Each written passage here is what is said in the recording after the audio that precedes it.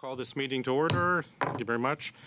Welcome to meeting number 57, Heinz 57, the House of Commons Standing Committee on Government Operations and Estimates. Pursuant to the motion adopted by the committee on Monday, March 20th, 2023, the committee is meeting on the study of the Supplementary Estimates C 2022-2023. Minister, welcome back. I understand you'll have a 5-minute opening statement. Colleagues, we are running a tiny bit late, so I'm going to be keeping everyone to the exact time again, please, if possible. Minister, please, go ahead. Thank you so much, Mr. Chair. By the way, do I press this button or not? No, it automatically does it. Okay, sometimes it does, sometimes it doesn't. Good afternoon. Let me begin by acknowledging that we are gathered on the unceded territory of the Algonquin Anishinaabe peoples. With me today are Ariane Reza, Associate Deputy Minister of Public Services and Procurement Canada, Wojciech Zielonka, Assistant Deputy Minister and Chief Financial Officer of Public Services and Procurement Canada, Sunny Perron, President of Shared Services Canada, and Scott Davis, Chief Financial Officer of Shared Services Canada, as well as Simon Page, Assistant Deputy Minister, Defence and Marine Procurement. I'm pleased to be here to discuss Supplementary Estimate C for both Public Services and Procurement Canada and Shared Services Canada.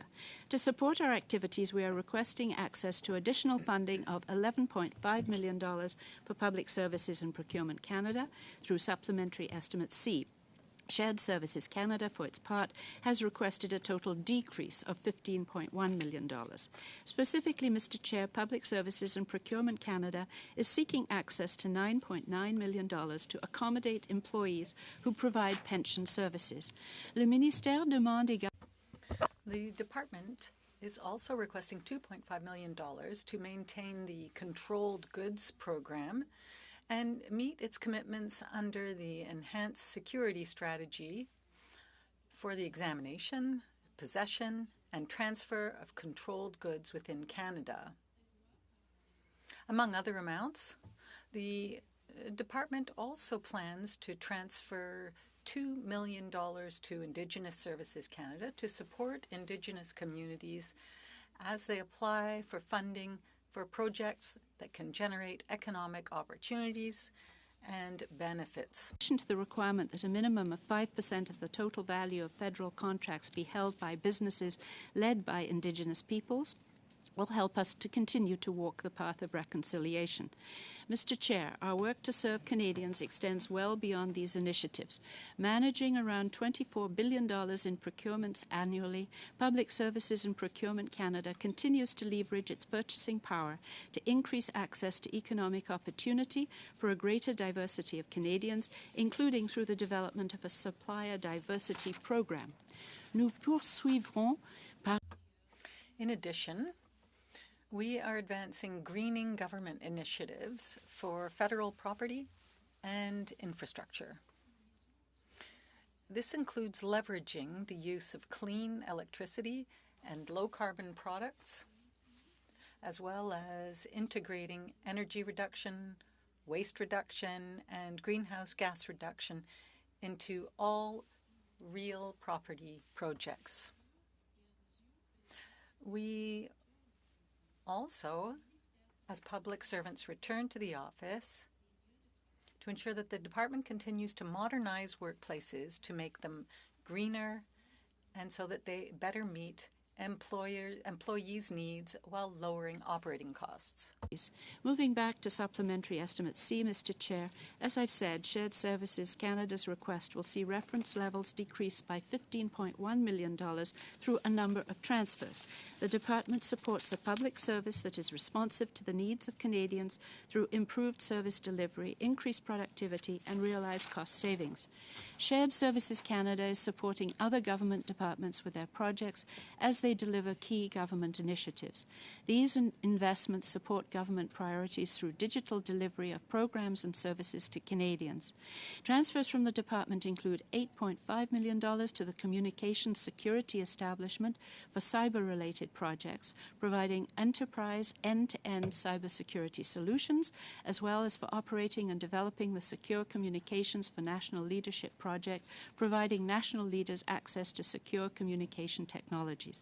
The department is also transferring $4.7 million to the Canada Border Services Agency for the Passenger Protection Program to introduce an automated Canadian no-fly list, and a $1.1 million to Statistics Canada for the transfer of surplus for the 2021 Census of Population project.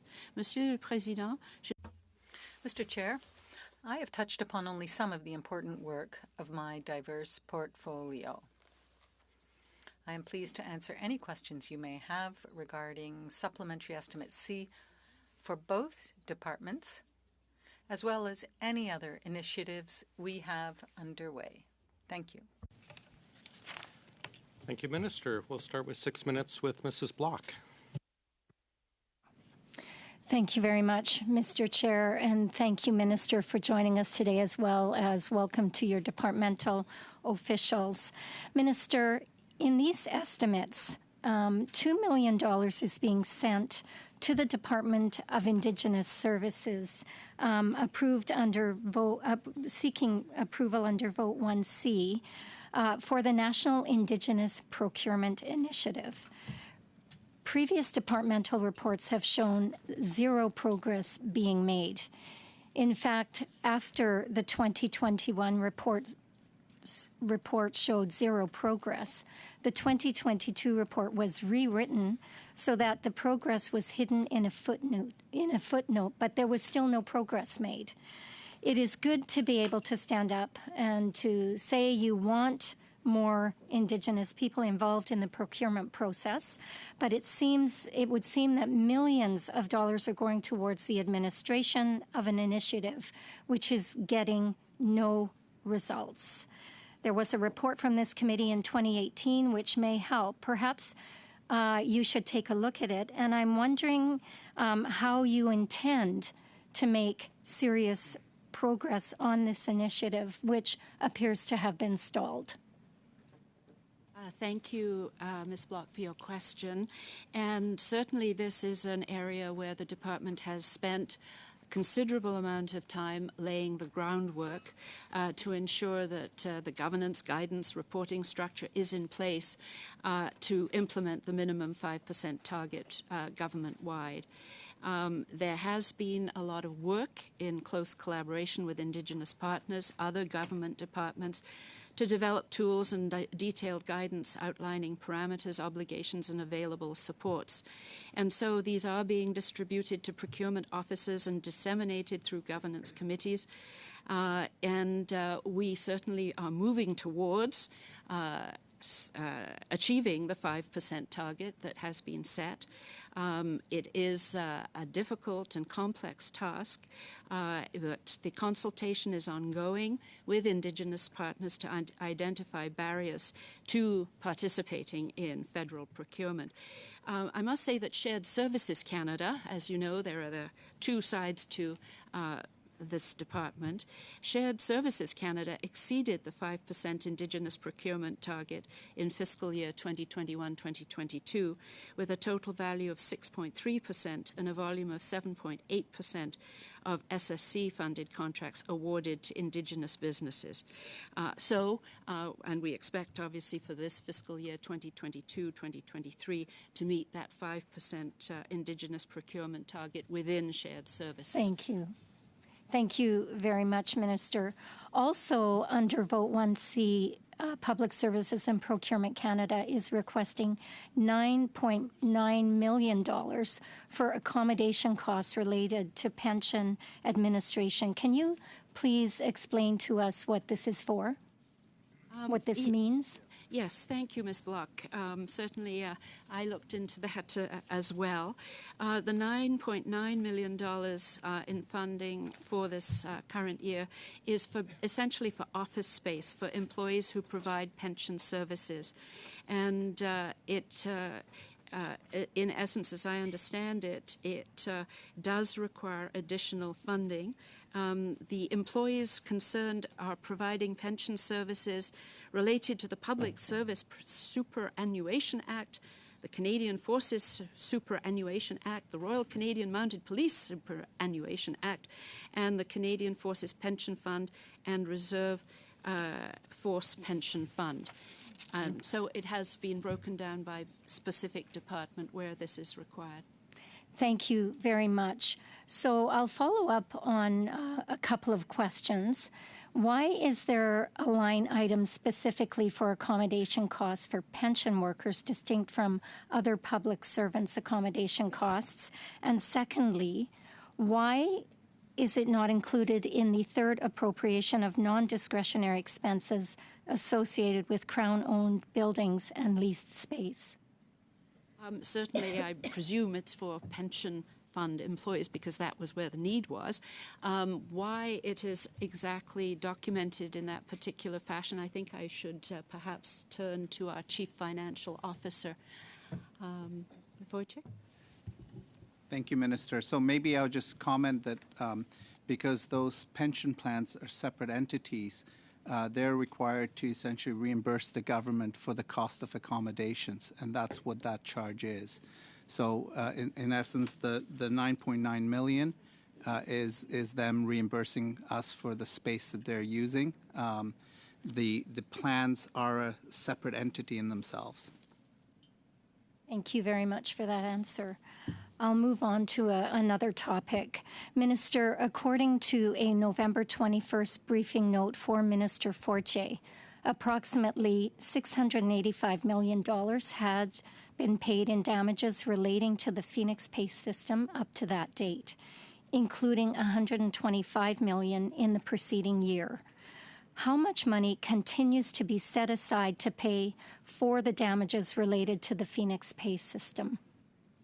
I'm afraid that is our time. Perhaps you can either provide in writing or perhaps in response to one of our other colleagues here. Mr. Baines, for 6 minutes, please. Thank you, Mr. Chair, and thank you, Minister, for joining us again, and to all of your colleagues here. Minister, as the MP for Steveston Richmond East, I can tell you that shipbuilding is very critical to the prosperity of not just my constituency, but to the maritime sector in British Columbia and Canada as a whole. So in an increasingly unstable world, the National Shipbuilding Strategy is an investment in the future of our security that will create good-paying generational jobs for Canadians. So could you please give the committee a general update on the National Shipbuilding Strategy and its progress? Well, thank you very much, Mr. Baines, and it's good to see you in person here, which I think is for the first time. That's good news.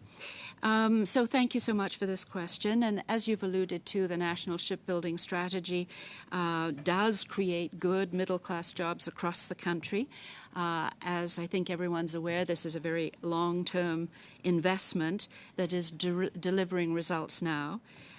We have ships for the Navy and the Canadian Coast Guard, and as well as, of course, the economic growth potential for Canada, and particularly as it relates in your area on the West Coast as well. So there have been 6 large vessels and numerous small ships which have been delivered. Many more are under construction across Canada. So the National Shipbuilding Strategy contracts awarded between 2012 and 2021 are estimated to contribute close to $21.26 billion to Canada's gross domestic product and create or maintain some. In fact, somebody has done a very careful calculation, apparently create or maintain 18,239 jobs annually between 2012 and 2022. Anyway, a very large number. Thank you for that. As you know, I think we've heard just a little bit before about the diversity in procurement. We launched in January 2022, PSPC launched the Supplier Diversity Action Plan, which aims to increase participation for underrepresented groups. One of the goals of the action plan is to ensure that a minimum of 5% of the value of their contracts are being awarded to Indigenous businesses. And I know you shared that with shared services, there's been an increase up to 6.3%.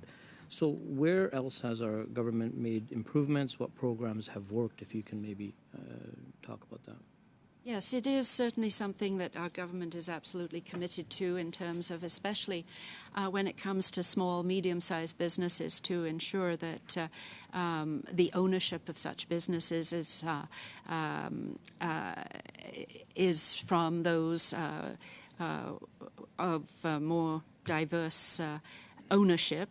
And it is something that we take very, very seriously. There are obviously many different underrepresented groups.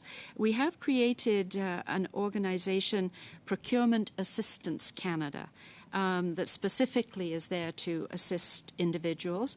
I've discovered that perhaps this isn't as well known across the country as it might be. I had a recent roundtable, in fact, in Kitchener. The groups that we were talking to were unaware of some of the assistance that's available.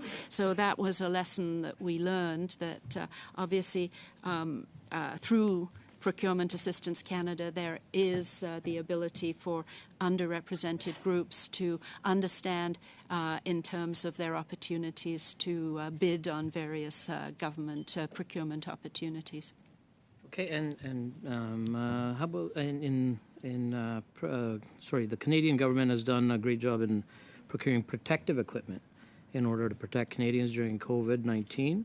Can you speak to how our efforts ensured that we have the PPE and rapid tests to protect Canadians currently and in the future?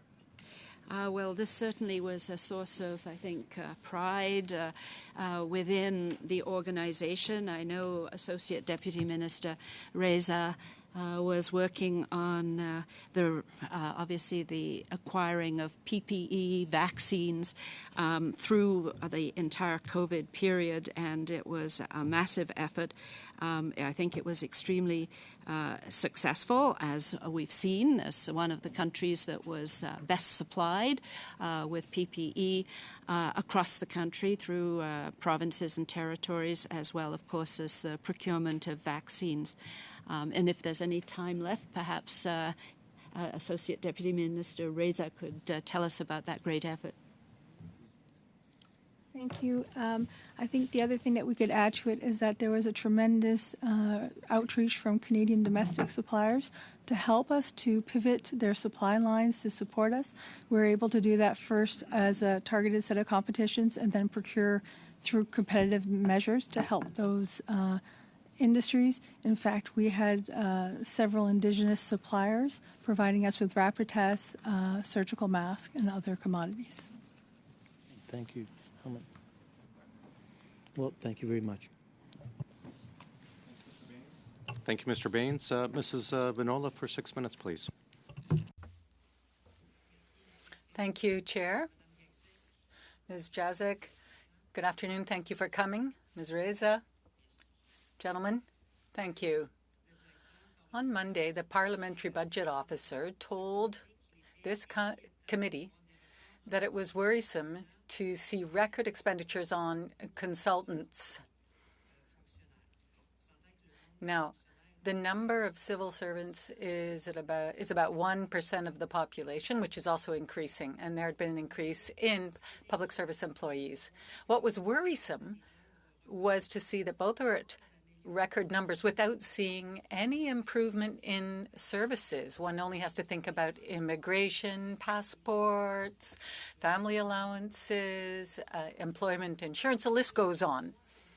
Now, given that needs in emergency assistance have gone down, why then are the expenditures on consultants not at pre-pandemic levels? Thank you, Madame Vignola. I think this broader question of the use of outsourcing of professional services, one of a considerable interest, obviously, to this committee, but also internally. We're certainly, as you know, looking at this very closely through a number of different mechanisms. First of all, PSPC does provide other departments and agencies with the requirement for them to identify and define their requirements for outsourcing, and we respond appropriately. And we, as a department, also, of course, do outsource as well.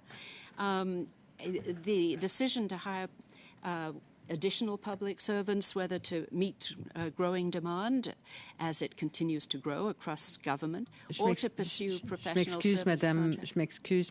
I'm sorry, Ms. Jacek. The question was this: when will we see a reduction in the use of consultants? Because normally, consultants are for more types of emergency needs, but not basic needs, because one can forecast basic needs. So when will those levels go back to pre-pandemic levels? I perfectly understand what departments are asking for and how that works. But when will we see this return to pre-pandemic levels, or at least an improvement in services? Because we're seeing record numbers of consulting firms and public servants. So that is a huge amount of government work, and one would only expect to see a very high level of efficiency and service, but that's not what we're seeing. So when will we get back to pre-pandemic levels for consultants and only use them for exceptional needs? Need for professional services on an ongoing basis. And quite honestly, the pandemic obviously required a number of these services to be provided on an urgent basis. But our government is an ambitious government. We have ongoing a number of new initiatives. I can only reference things like acquiring dental care through a third-party provider. There may be many instances where we require some additional assistance in terms of professional services provided from outside consultants. The vast majority of Public Services and Procurement Canada contracts for goods and services are for work that cannot and has not been traditionally carried out by public servants, such as construction services, renovation work, shipbuilding, and the list goes on. So I'm certainly not going to commit that there's going to be the need for fewer professional services provided by outside workers. Merci. Thank you. In 2003, at the Translation Bureau, there were about 1,200 interpreters and translators, and now the number is about 825, according to the numbers I have. Now, based on the government website, $200 million worth of outsourcing in interpretation was spent. When do you think you'll get back to the levels of interpreters in 2003? Because I'm talking about trained interpreters who meet the House criteria, parliamentary criteria, and have to follow all criteria that exist here. When will we get back? When will we get back to those levels? Certainly changed since 2003, and I think everyone is very well aware that the demand for interpretation services has been fluctuating greatly. We have been doing everything we can to increase and optimize our interpretation capacity, of course, while protecting the health and safety of the interpreters, a very important aspect. But the Translation Bureau has been facing an unprecedented volume of remote interpretation requests. We are working very hard to work with clients to plan and monitor demand carefully. And we have been expanding our pool of accredited interpreters. The Translation Bureau holds regular accreditation exams. It is open to people. Thank you, Minister. Thank you. Time. Mr. Johns for 6 minutes, please. Thank you, Minister, for being here, and for all of the public servants that are here with you and for their important work. Minister, your department is responsible for operating and maintaining the Phoenix pay system that was brought in by the Conservatives in the previous to your government, expected to save $70 million a year. It's turned out that it's cost $2.4 billion and counting in taxpayers' money. So, I've heard from many constituents, and I'm sure you have too, dedicated public servants who are still waiting for the pay they're owed. Some of them might even be sitting here at the table. In many cases, thousands of dollars because of this Phoenix disaster, this outsourcing chaos, which was a sole-sourced contract by the Conservatives at the time, as you know. Now, I'm thinking about Camille in my riding. She's been trying to get the payments owed to her for over 5 years. My office has been working with her for 2 years and still nothing. The only response that we're getting is that her file is open, waiting to be assigned to a compensation advisor, which is pretty ironic because Camille 7 years ago was told she wasn't needed as a compensation advisor because there was a fancy new payroll system coming in. Tina in Port Alberni, dedicated public servant for 30 years. Instead of enjoying her well-deserved retirement, she's still waiting for her missing wages. People have lost their homes. Alex from my riding has been waiting for months for his severance pay and final paycheck, and now he's worried about his family and how they're going to, they might end up on the street because he's fallen behind on his mortgage. So, Minister, when will these public servants, former public servants and public servants like Alex receive the payments that are owed to them? What is the immediate plan to fix Phoenix so that thousands of public servants like Alex, like Camille, like Tina, don't continue to suffer financial hardship and extreme distress? As their employer, this government has an ultimate responsibility to them. Mr. Johns, I totally understand the frustration of some of your constituents and many employees, government employees, through the years with the situation with Phoenix. Obviously, you've detailed some specific situations, and I assure you if we need to facilitate those in particular, I'd be happy to accelerate that. But more generally, I think you are aware that we are piloting something called the Next Gen system that is a potential replacement for Phoenix. Not only Phoenix as a pay system, but it will also combine a number of human resource functions as well. Now, we're taking a very cautious approach with this. Of the essence, these public servants have lost faith in your government that you're going to fix this. So this needs to be urgent. Minister, the temporary help services supply arrangement limits the government to just 3 situations in which they can use temporary workers. When a public servant is absent for a temporary period, or when additional staff are required during a temporary workload increase, or to fill a vacant position while staffing action is being completed. Those are pretty specific directives. Yet the federal government is Canada's largest user of temp agency workers.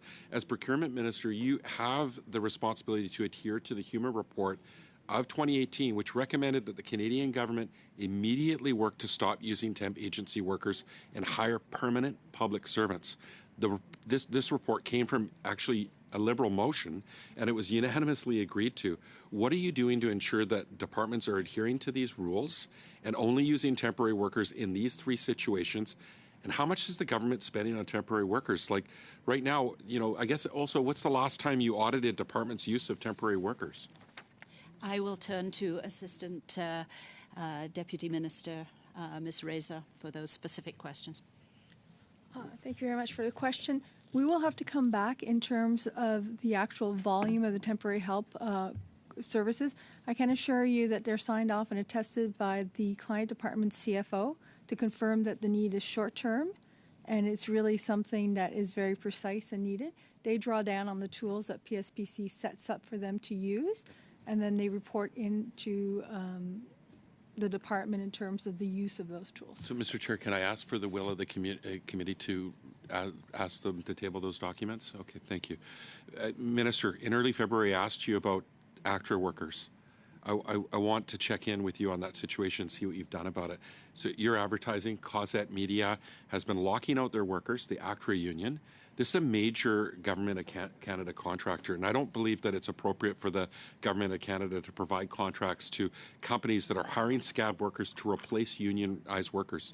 Now, you've talked about passing anti-scab legislation, so I hope you agree. I'm glad I brought it to your attention in the last meeting. But when I asked you about that, you had no knowledge of that situation, and I got the impression that you were going to look into it. Have you done so? And have you communicated with Cosette? And have you taken any action, or are you going to? Thank you, Mr. Johnson. In response to the February meeting, I certainly did ask my officials to give me an update. As you will recall, we do have an integrity regime that governs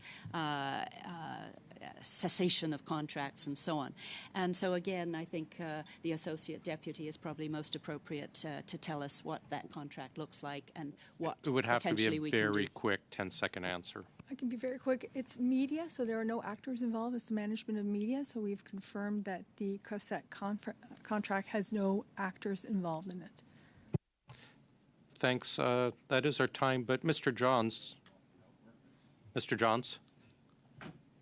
that is our time. Just for clarification, I'm sorry, I didn't see anyone's nod or say no for your request. Oh, yeah, thank you. You just moved on pretty bad. Could you clarify, please, what we're looking for, and we'll ask. Yeah, I'm just- sure the committee is fine with that. I think Ms. Reza identified that she would be willing to come back and report back to the committee about those three situations where temporary workers are being used, and also how much the government is spending on them, and the last time they audited the department's use of temporary workers. Is the committee fine with that? Wonderful. Before we get to the second round with Mr. Barrett, it looks like we will be going into a vote shortly. We'll just need UC, so we'll continue the meeting through the bells, and maybe we'll suspend with about 5 minutes left so we can run up and vote, if we're fine with that. Thanks, colleagues. Mr. Barrett, for 5 minutes, please.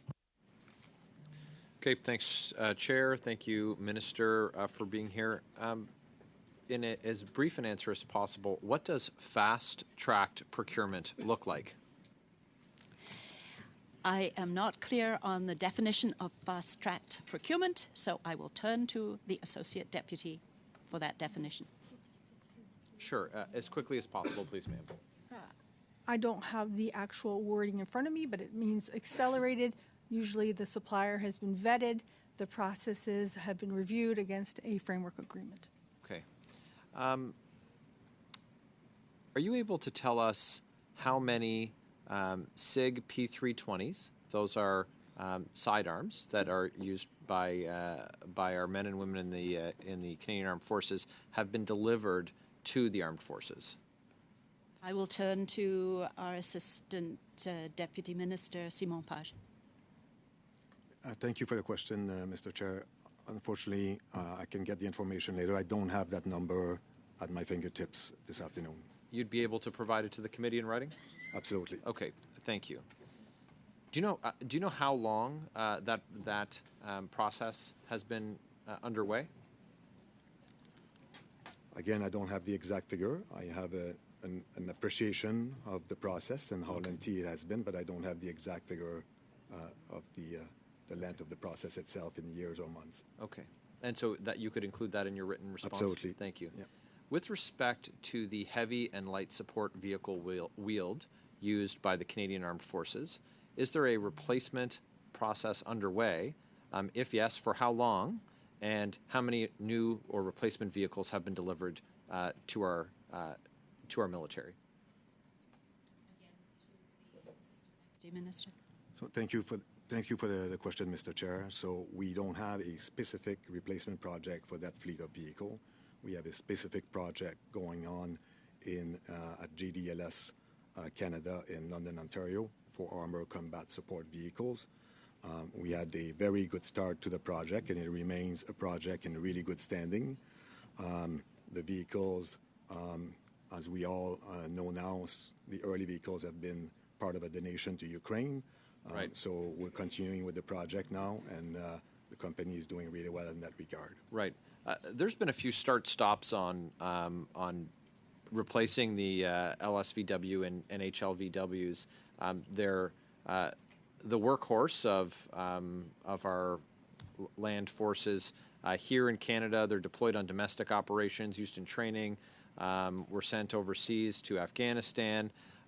They're older than some of our colleagues that sit in the House of Commons, and sometimes run for 24 hours a day, 4 days at a time, and are badly in need of replacement. Sidearms, like the SIG P320s, are badly needed. Do you know how long it took, Minister, for the replacement of the rifles that the Canadian Rangers use? The length of time? No, I certainly don't. Over to the Assistant Deputy Minister. Yeah, thank you for the question, Mr. Chair. Again, I don't have the exact figure for these projects in terms of length and for the solicitation processes that were run. But again, I'd be happy to have that submitted to the committee in writing. Have RFPs been issued for portable anti-tank missiles or air defense systems? Thank you for the question, Mr. Chair. So we have process ongoing right now for those systems through the urgent operational requirement process. Minister, were you not aware that those RFPs had been issued? I am informed on a regular basis by my public officials when it is deemed that I need to be aware of a particular situation. Okay, well, I would say that you need to be aware that RFPs are being issued for major defense systems. I would say that you need to be aware that we are failing our men and women in uniform by not providing them adequate equipment to do their jobs. I would say you need to be made aware that that anti-tank missiles and air defense systems are not able to be deployed in defense of our country because we don't have them. We have none. And so your regular briefings, I would suggest, should include information about these processes, because I expect that when we do hear the response from your officials on the amount of time that has lapsed in these processes, and would be interested to hear if there is any history on the HLVW and LSVW replacements, because, like I said, they're old, and You'll have that to finish process up has your been question started quickly, before. Mr. Barrett. These are processes that should be at the top of your list of things that you know about, ma'am. Barrett, that we respond as soon as the Department of National Defense requests us to move on procurement, and I trust my public officials know that that is my requirement of them. That is our time. I'm sorry. Ms. Thompson, please, for 5 minutes, please. Thank you, Mr. Chair, and welcome, Minister, and it's always good to see your team with you. Could I ask, before I move into my formal questions, approximately how many RFPs would be open in the department at any given time? Again, I will turn to my Associate Deputy. That is an excellent question, Mr. Chair. However, I don't have that at my fingertips. That's because there's 400,000 transactions related to procurement every year. At PSPC, we do 37,000 transactions valued at $24 billion.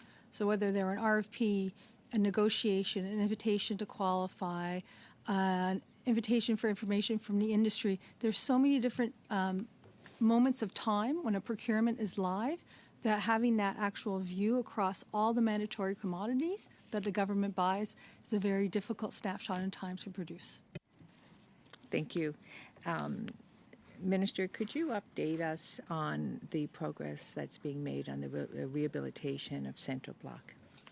Well, thank you, Ms. Thompson. And I had the opportunity just recently, in fact, to visit that massive rehabilitation project of Centre Block. And I'm happy to say that it is progressing very well. As I think everyone's aware, it's a very large project. We are on track to be complete in 2030-31. It will take even 1 year, in fact, to commission the building. So parliamentarians hopefully will be in place in 2032. As you can imagine, it is literally, as we've all seen, a massive excavation. There's going to be a new approach to the entrance to the House of Commons from the flame leading directly under the Peace Tower. There will be connections between Centre Block, West Block, East Block in the future. And they're basically down to the load-bearing walls. In other words, all the decommissioning of excess materials has been removed. We feel very positive about the progress that has been made. In fact, we're going to be inviting the media to come and take a look for themselves so they can see the size of the project and just how well, in fact, the project is going. Thank you. Could you share with us PSPC's delivery of the capital assets and infrastructure projects, such as the revitalization and modernization of Block 2 of the Parliamentary Precinct? And then could you also update us on this project and tell us what efforts are being made to ensure that the spaces are accessible for all? Yes, I think most people are aware that there was a competition for the redevelopment of Block 2. As we know, this is on the south side of Wellington, the urban block directly across from Centre Block, and it will really transform what have been some not exactly attractive buildings into an innovative complex and will, in fact, form a fourth wall of Parliament between, obviously, the West Block, East Block, Centre Block, and then across the street. So there was a competition. It was won by Zeidler Chipperfield. An independent jury looked at the heritage elements of the buildings and wanted to ensure that the new design could complement what it was existing there. And, of course, we're hoping that the Indigenous heritage will be incorporated into one of the buildings, and work is being done. And, of course, fully accessible is a mandatory requirement in this day and age. And so I think we all look forward to seeing that project going ahead as well. Thank you. And if you wouldn't mind, if I could circle back to supplier diversity program, and if you could provide a little more detail on the work your department is doing to assist Indigenous groups prepare to successfully apply for contracts within government, and what you're doing to really reduce the barriers in that process. Yes, I think in about 5 seconds, I'm afraid. So I may have to wait for another round. I think it wouldn't do it justice in 5 seconds. I didn't think so. Thanks. Ms. Vinola for 2.5 minutes, please. Thank you very much. Ms. Jasek, earlier you were talking about the shipyard strategy and its importance to the Canadian economy. Currently, there is a shipyard that represents 50% of the workforce in ship construction in Canada that is waiting for its framework agreement. And this company actually isn't just one company. It includes more than 1,300 providers in Canada, including hundreds in Quebec. So there are 1,300 providers in Quebec under this framework agreement, who under this framework agreement will be able to contribute to Canada and Quebec's economy. Now, that agreement was supposed to be signed at the end of 2022, and we're now at the end of the first quarter of 2023. Will that agreement soon be signed, and when? Vignola, and I know that there's been a great deal of frustration in terms of the length of time that this agreement with Chantier Davy has taken. However, I would like to assure you that, in fact, we are very, very close. You should be hearing very soon a couple of the conditions that our department required, some additional information from Davy in terms of some of their processes, etc., have now been forthcoming. I understand that the government of Quebec has assured the federal government that their contribution is also available. And so I would simply like to say that you will be hearing good news very, very soon. Donc, on peut s'attendre. So we can expect that over the next few weeks there will finally we'll finally hear this news that we've been expecting now for almost 8 years. You have obviously been a champion for this, and many of our colleagues have also, and there will be good news very soon. Merci. Thank you. Now, I have a very quick question that you can always respond to in writing. The Minister of Defense and his officials told us on Monday that he didn't know which businesses McKinsey had done business with in the past. Now, I know that you haven't met McKinsey yourself. You already confirmed that. Do you know what countries and businesses McKinsey has dealt with over the past? I am afraid that you will have to get back to committee or perhaps respond to that question again from one of our other colleagues because we're out of time. Mr. Johns for 2.5 minutes, please. The U.S. Federal government has invested heavily in electrifying the United States Postal Service fleet, and I'm sure you're aware the Canadian Union of Postal Workers has been, told that Crown corporations are not eligible for our green infrastructure funding.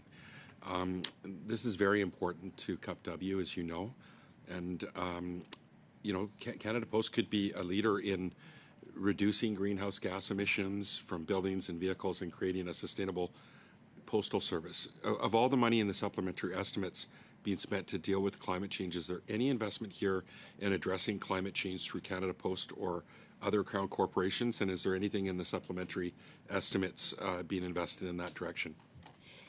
Mr. Johns, as you know, Canada Post is obviously a Crown agency at arm's length from government, is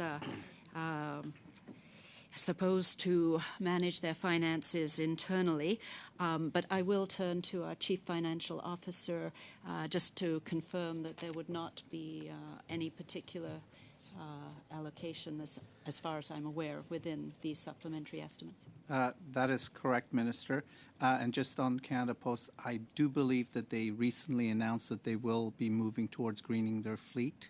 I'm just concerned that they're not eligible for these funding, and so say in tight economic times, I mean, obviously I'm not happy about the surcharge that they're charging, the fuel surcharge that's gone through the roof.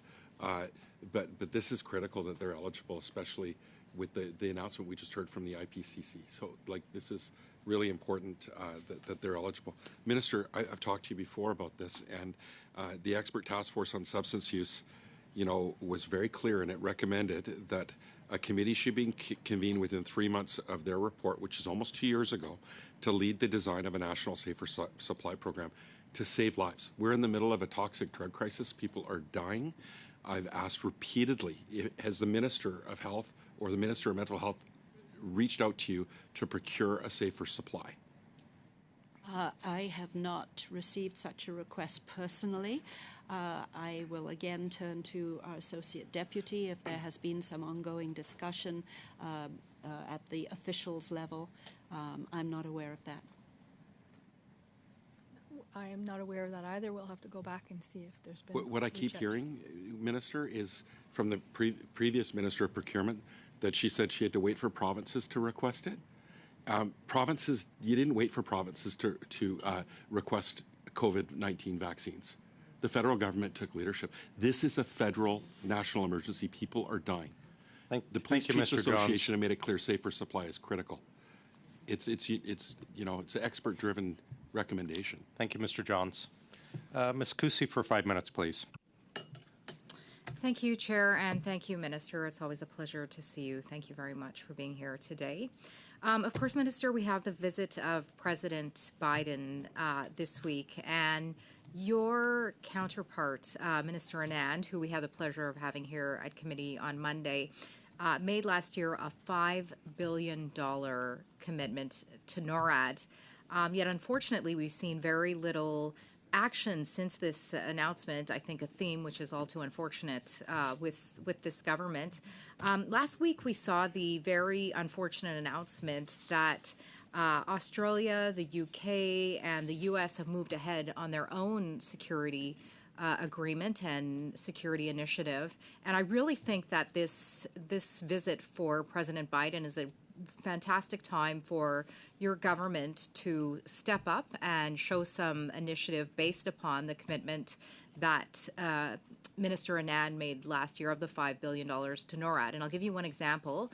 Our CF-18s are currently using air-to-air missiles, which are severely outdated. So, for example, could you provide me a timeline as to when we could see new air-to-air missiles, something to give the U.S., who has always been our closest ally and partner, a commitment that we are in this relationship as security equals, or not equals, I should say, that we are willing to make some type of investment in this relationship, please?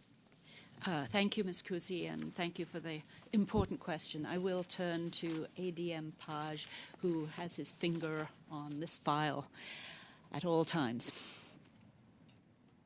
So thank you very much for the question, Mr. Chair. We are working hand in hand. That's the first thing I would like to table, hand in hand with the Department of National Defense with respect to the requirements that will be behind the NORAD modernization. PSPC, as stated by my minister previously, is a requirements-based organization. The requirements from the client departments come our way, and then we craft a procurement strategy and the right solicitation process for the various requirements. We have specific actions under the NORAD modernization portfolio that are in play now. One is with the strategic tanker and transportation capability, and we have some big milestones in reach at the moment. We've also issued last year a contract to Nesitok Corporation for the North Warning System, which is a key part of the NORAD enterprise. We have also some specific pieces from an armament point of view, one of which you mentioned. I don't have the exact details of the when and where we're going to get the equipment, but those processes are in motion at the moment. And there's also other things that we're contemplating now with the Department of National Defense, projects that are in option analysis that are slowly going to come our way in PSPC. Thank you very much for those responses. I'd now like to move on to the issue of foreign interference, which of course the House has been seized with these last few weeks. And of course, we're very grateful that Madam Telford has made the decision to come forward and testify. We're certainly looking forward to any light she may shed on this situation. But relevant to this committee and to your portfolio, Minister, this committee has previously studied issues related to the government giving contracts to the Chinese government. And so I'd like to know if you've issued any directives as of late relative to contracts with our government and the Chinese government. Thank you.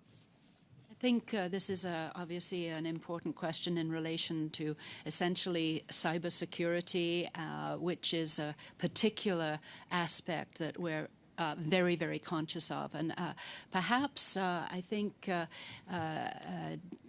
President of the Shared Services, Sunny Perron, could give us a bit of an overview on how we are reacting to potential foreign threats.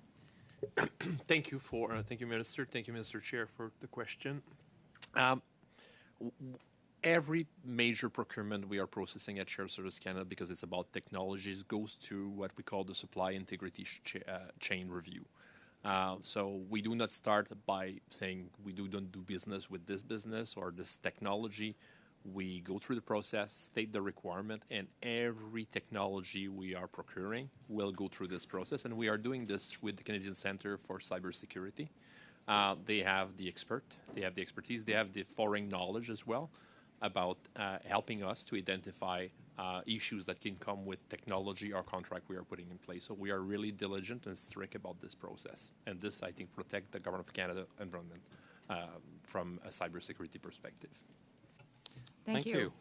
There's our time. Mr. Kuzmirchuk, I understand you're finishing off for us. Well, thank you, Mr. Chair, and thank you so much, Minister, to you and your team for coming here, to OGGO once again, and providing a terrific insight. In January, Washington hosted the 6th Greening Government Initiative meeting. There was about 70 countries that were represented in Washington, and so I figured I'd raise a question in the spirit of President Biden's visit tomorrow. In terms of our initiatives or strategy in terms of greening real property, again, it's my understanding that you hold the real property of the federal government file as part of your portfolio. And so I wanted to ask you if you can speak to us about what is being done to help green federal buildings and to reduce greenhouse gas emissions. So much, Mr. Kuzmirchik, and yes, indeed, PSPC, I think, is of course is holds the real property of federal government buildings, and therefore it's very important that we take a leadership role in terms of fighting climate change and reducing greenhouse gases whenever we can. So there has been some good news. In the last year, PSPC reported a 57.3% reduction in greenhouse gas emissions from its own buildings compared to the baseline established in 2005-2006. One of the conditions in my mandate letter was the requirement that all federally owned facilities use 100% renewable electricity by 2025. And so in order to meet this objective, PSPC created the National Clean Electricity Initiative. And so we've been using initiatives such as Atlantic Clean Energy, the Alberta and Saskatchewan Clean Electricity Initiative, and in the Ottawa region, the Energy Services Acquisition Program that provides heating services to many of the federal buildings. So we've been working very, very diligently on this, and the goal is 2025, 100% renewable electricity. In terms of the renewal projects on buildings, we are working very diligently again to ensure that employees are housed in safer and greener and more accessible workplaces, and there's been a lot of action to improve buildings' energy efficiency, electricity grid improvements, and I've heard of a number of examples where, in the GTA as an example, the St. Clair building, a constituent of mine told me he was particularly proud of the efforts that were made in that revitalization project, and it's a net zero building. So we are making some very good progress in this area. Well, it's amazing to hear and terrific to hear that the government is taking concrete action and steps to green our operations. Just to continue on that line of questioning in terms of renewable energy initiatives, the government announced two major initiatives, one in Alberta and Saskatchewan, that supports Canada's commitment to investing in renewable energy and achieving the goal of net zero emissions by 2050. Minister, can you please share the details of some of these investments and how this furthers the government's goals on greening initiatives? Yes, indeed. And PSPC signed an agreement with Saskatchewan's main supplier of electricity, Sask Power, to power federal government operations in Saskatchewan using clean, renewable electricity. PSPC awarded a $500 million contract to Capital Power to power federal operations in Alberta with clean electricity. So these two initiatives will help reduce emissions in Alberta and Saskatchewan by about 166 kilotons of carbon dioxide equivalent, which is equivalent to the annual greenhouse gas emissions of more than 50,800 gas-powered passenger vehicles. I'm very pleased to see someone tried to quantify in a way that we could actually visualize. So as you've said, the Government of Canada is taking meaningful action on its commitment to power federal governments with 100% clean electricity by 2025, obviously to fight climate change and to foster a green economy. How much time, Chair? I will share my time. Wonderful. Minister, thank you for being with us. That is your time. While the minister departs, I'll just update you. We're still waiting for word from the House. Apparently, there's no vote just yet. Just very quickly before we continue, I will update you as soon as we know more. Just at the very end, I need a couple minutes just to go over some of the documents issues that we've been dealing with.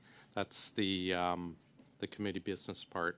We will continue now with the rest of PSPC, and Ms. Block for 5 minutes, please. Thank you very much, Mr. Chair. I wasn't quite ready for that.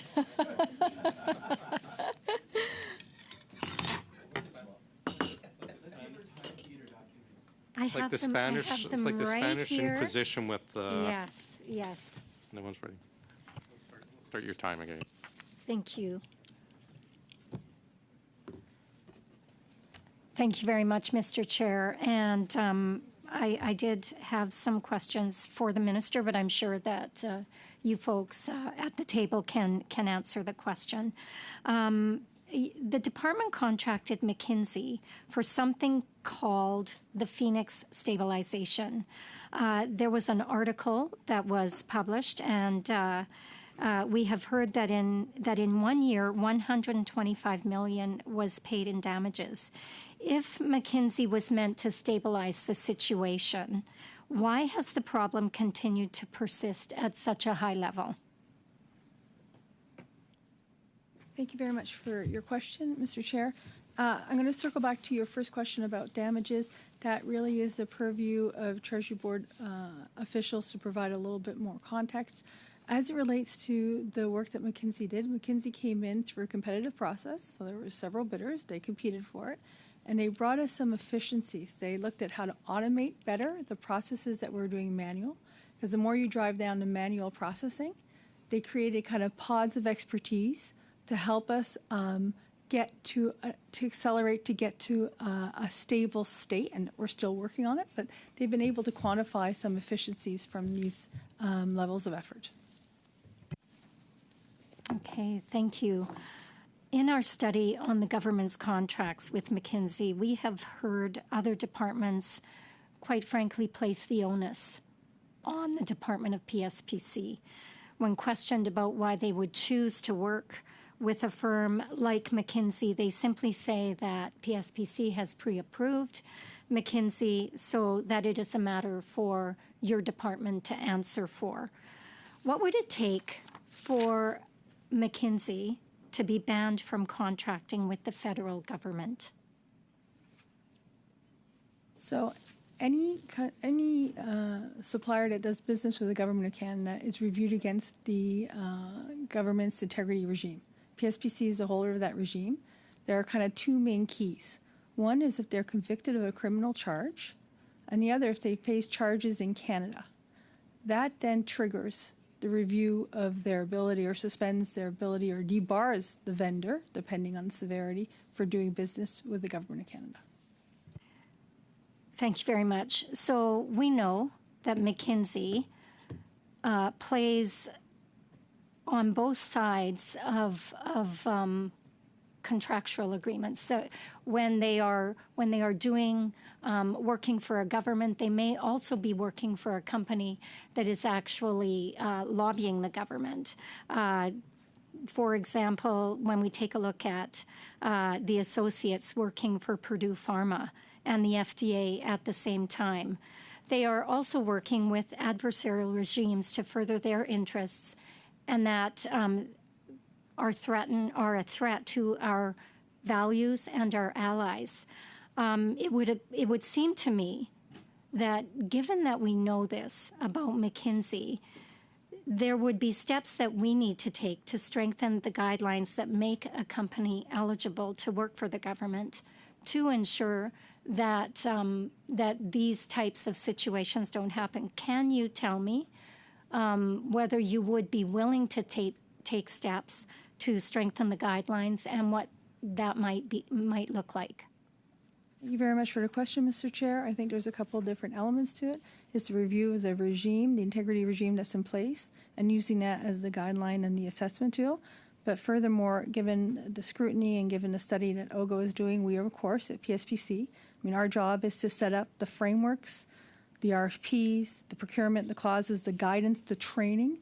So whatever is going to come out of this particular stage will be, of course, reviewed and amplified to ensure that we are creating that fair, open, transparent procurement process that departments across the system can avail themselves to. Thank you. Mr. Shawari for 5. Thank you, Mr. Chair, and thank you to the officials for coming today. Just want to go back to something that one of our colleagues raised early on, and it was about the number of RFPs. You talked about roughly about 36 or 37,000. I didn't write it down, but can you share with us what's the protocol for raising any specific RFP to the level of a minister to be aware of? I'm sure the minister or the department doesn't go through all the 37,000 RFPs with the minister, but is there a protocol or a procedure in place that would say these are worthy of being highlighted or being briefed? If you could comment on that, I appreciate that. Thank you very much, Mr. Chair. I should be precise, that 37 transactions associated with procurement. They're not all RFPs. They can be amendments, they can be contract terminations, but they're all events that we touch. And I should have added in my previous answer that many of the RFPs are posted on the Canada Buys website, which is a collaborative website that the Government of Canada runs in coordination with all public jurisdictions in Canada, so that you're able to see all the RFPs that are live. In response to your second question, it gets elevated due to complexity, due to the procurement plan, due to the risk associated with the procurement. For example, in COVID, there was many emergency authorities that had to be brought in place and many different types of procurement that were elevated to the minister's attention. So there's many different aspects to the answer, but it's really driven by risk, complexity, and value. When it becomes over a certain threshold, depending on the commodity or services we're buying, it will then go to Treasury Board ministers to seek their approval to enter into a contract. Thank you. My next question is around a comment that the minister made when she was responding to another question, and she talked about the dental care. And I was quite happy that PSPC is getting involved in rolling one of the key signature programs that our government is rolling out. Unfortunately, the minister is not here, so I cannot ask that question. But if I can ask the question from any of the officials, can you tell us what the role PSPC is playing on the rollout of the dental care? Thank you very much for the question, Mr. Chair. As you're aware, there's an interim dental program in place that Health Canada and CRA are managing. We're looking to help Health Canada establish the longer-term health plan, so we're competing it among service providers. So it's an open procurement, so I'll leave it at that for the time being. Thank you. Okay, so it's an open procurement. So it's good to see that PSPC is playing an active role in that one. Also, the minister talked about cybersecurity and some of the investment that's the PSPC is making specifically with CBSA and the Canada No-Fly List Zone. I have a lot of constituents who are very much interested in that. And if you could shed some light on that, on unpack that, I believe the $2 million on that. Can you unpack that for us, please? Thank you. Yeah, thank you for the question, Mr. Chair. We are transferring back from Shared Service Canada an amount of money that we had been provided to support CBSA for processing their transaction on what we call the mainframe, which is our supercomputer to manage transaction for CBSA. Because this program cost less this year, we are sending back the money to CBSA that is planning to automate the access to this no-fly list, so which will make it easier for the worker at CBSA, but also for the passenger, the airline companies, to have access to timely information. So on the detail of how this is going to work, I think you would have to ask these questions to officials or the minister responsible for CBSA. But this is showing that if we are saving money on infrastructure and technology in one side, we are helping the departments to advance other piece of the agenda, because this is the way to better serve Canadian on the long run. Okay, thank you. I know I got 30 seconds. I yield it back to the chair. Thank you, sir. Ms. Manola for 2.5 minutes, please. Merci. Thank you. I am going to continue on with the topic of French. Regarding Mackenzie contracts, I was surprised to see clause 10 on language in the contract. It said that the language of work is English with the possibility of using French as well. But where I am surprised was with respect to deliverables. It says that deliverables are in English and that any presentations in person would be in English or French if necessary. So here's my question. Are we truly a bilingual country? And is there someone somewhere who realizes when only one language is being required of a company,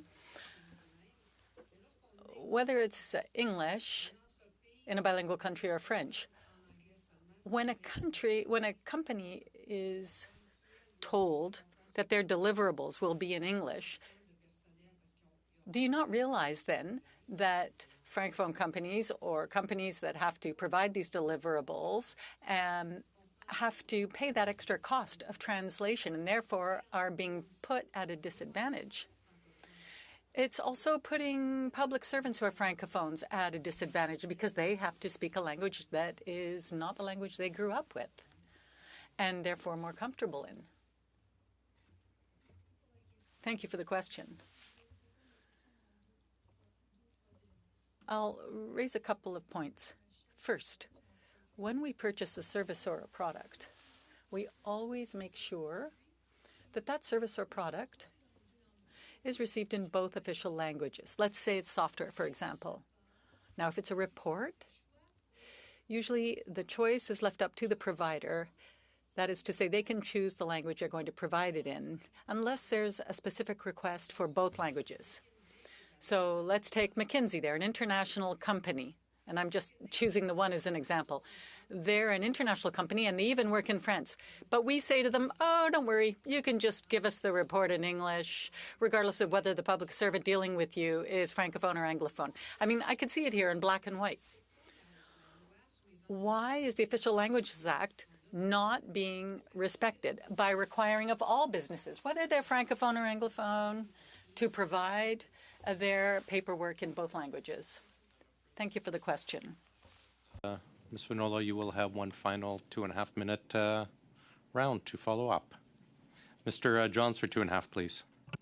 Today it was interesting in the House of Commons we heard the Prime Minister acknowledge that the government is looking at selling some of the federal buildings, potentially for housing. And we know, like in the 70s and 80s when we had a strong co-op housing program before the Liberals pulled out of it in 1992, we were developing about 25,000 units a year. Approximately 10% of housing in Canada was non-market housing. I think we're at 3% now. Europe's around 30%. This is what it looks like when you have 3% non-market housing. You have homelessness, you have housing shortages. I guess my question to you is, given just the recent Desjardins announcement that just even to meet immigration, never mind the housing shortage for Canadians right now, but the immigration levels, we have to increase housing starts by 50% next year. Are you looking at, when you're looking at selling properties, are you looking at making sure there's covenants that it's non-market housing? Because for-market housing has never solved a housing crisis anywhere in the world.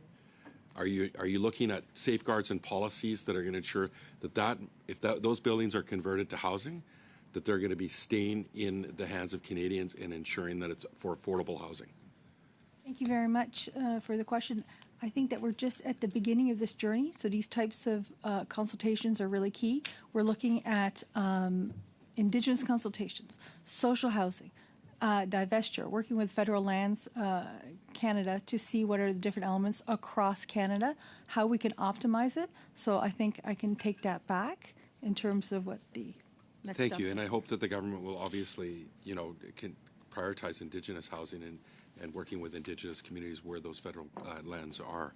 I asked this question the other day to the Treasury, President of the Treasury Board around PPE. We've had many of these small and medium-sized businesses step up. They provided PPE in the pandemic.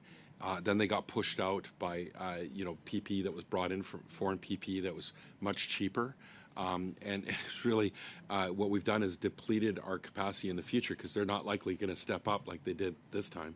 Can I ask you what you're doing to ensure, like I know that the policy is to buy Canadian made, but you're still buying from these big corporations and that's not going to help us in a future situation like this.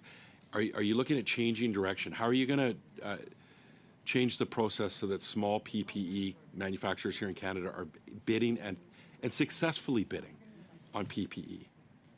Thank you very much. I think the question is actually broader than PPE, and I think the Minister alluded to the work that we do with Procurement Assistance Canada in terms of trying to bring in suppliers at all SMEs, large scale, Thank into you. the procurement. We are out of time. It's not working right again, Mr. Johns, you'll have one last round. Mr. Barrett for 5, please. Okay, thanks very much, Chair. Appreciate the opportunity to follow up with some more questions. Through to Mr. Page. That's the correct pronunciation of your name, sir? Yes? It's actually Page, sir. Okay, well, thank you very much. I appreciate, just want to make sure that I'm getting it right. Okay, my colleague tells me that I need to add an accent. With respect to the logistics vehicles that I was asking about previously, you indicated that there was not a replacement plan underway. Is that correct? That was your indication?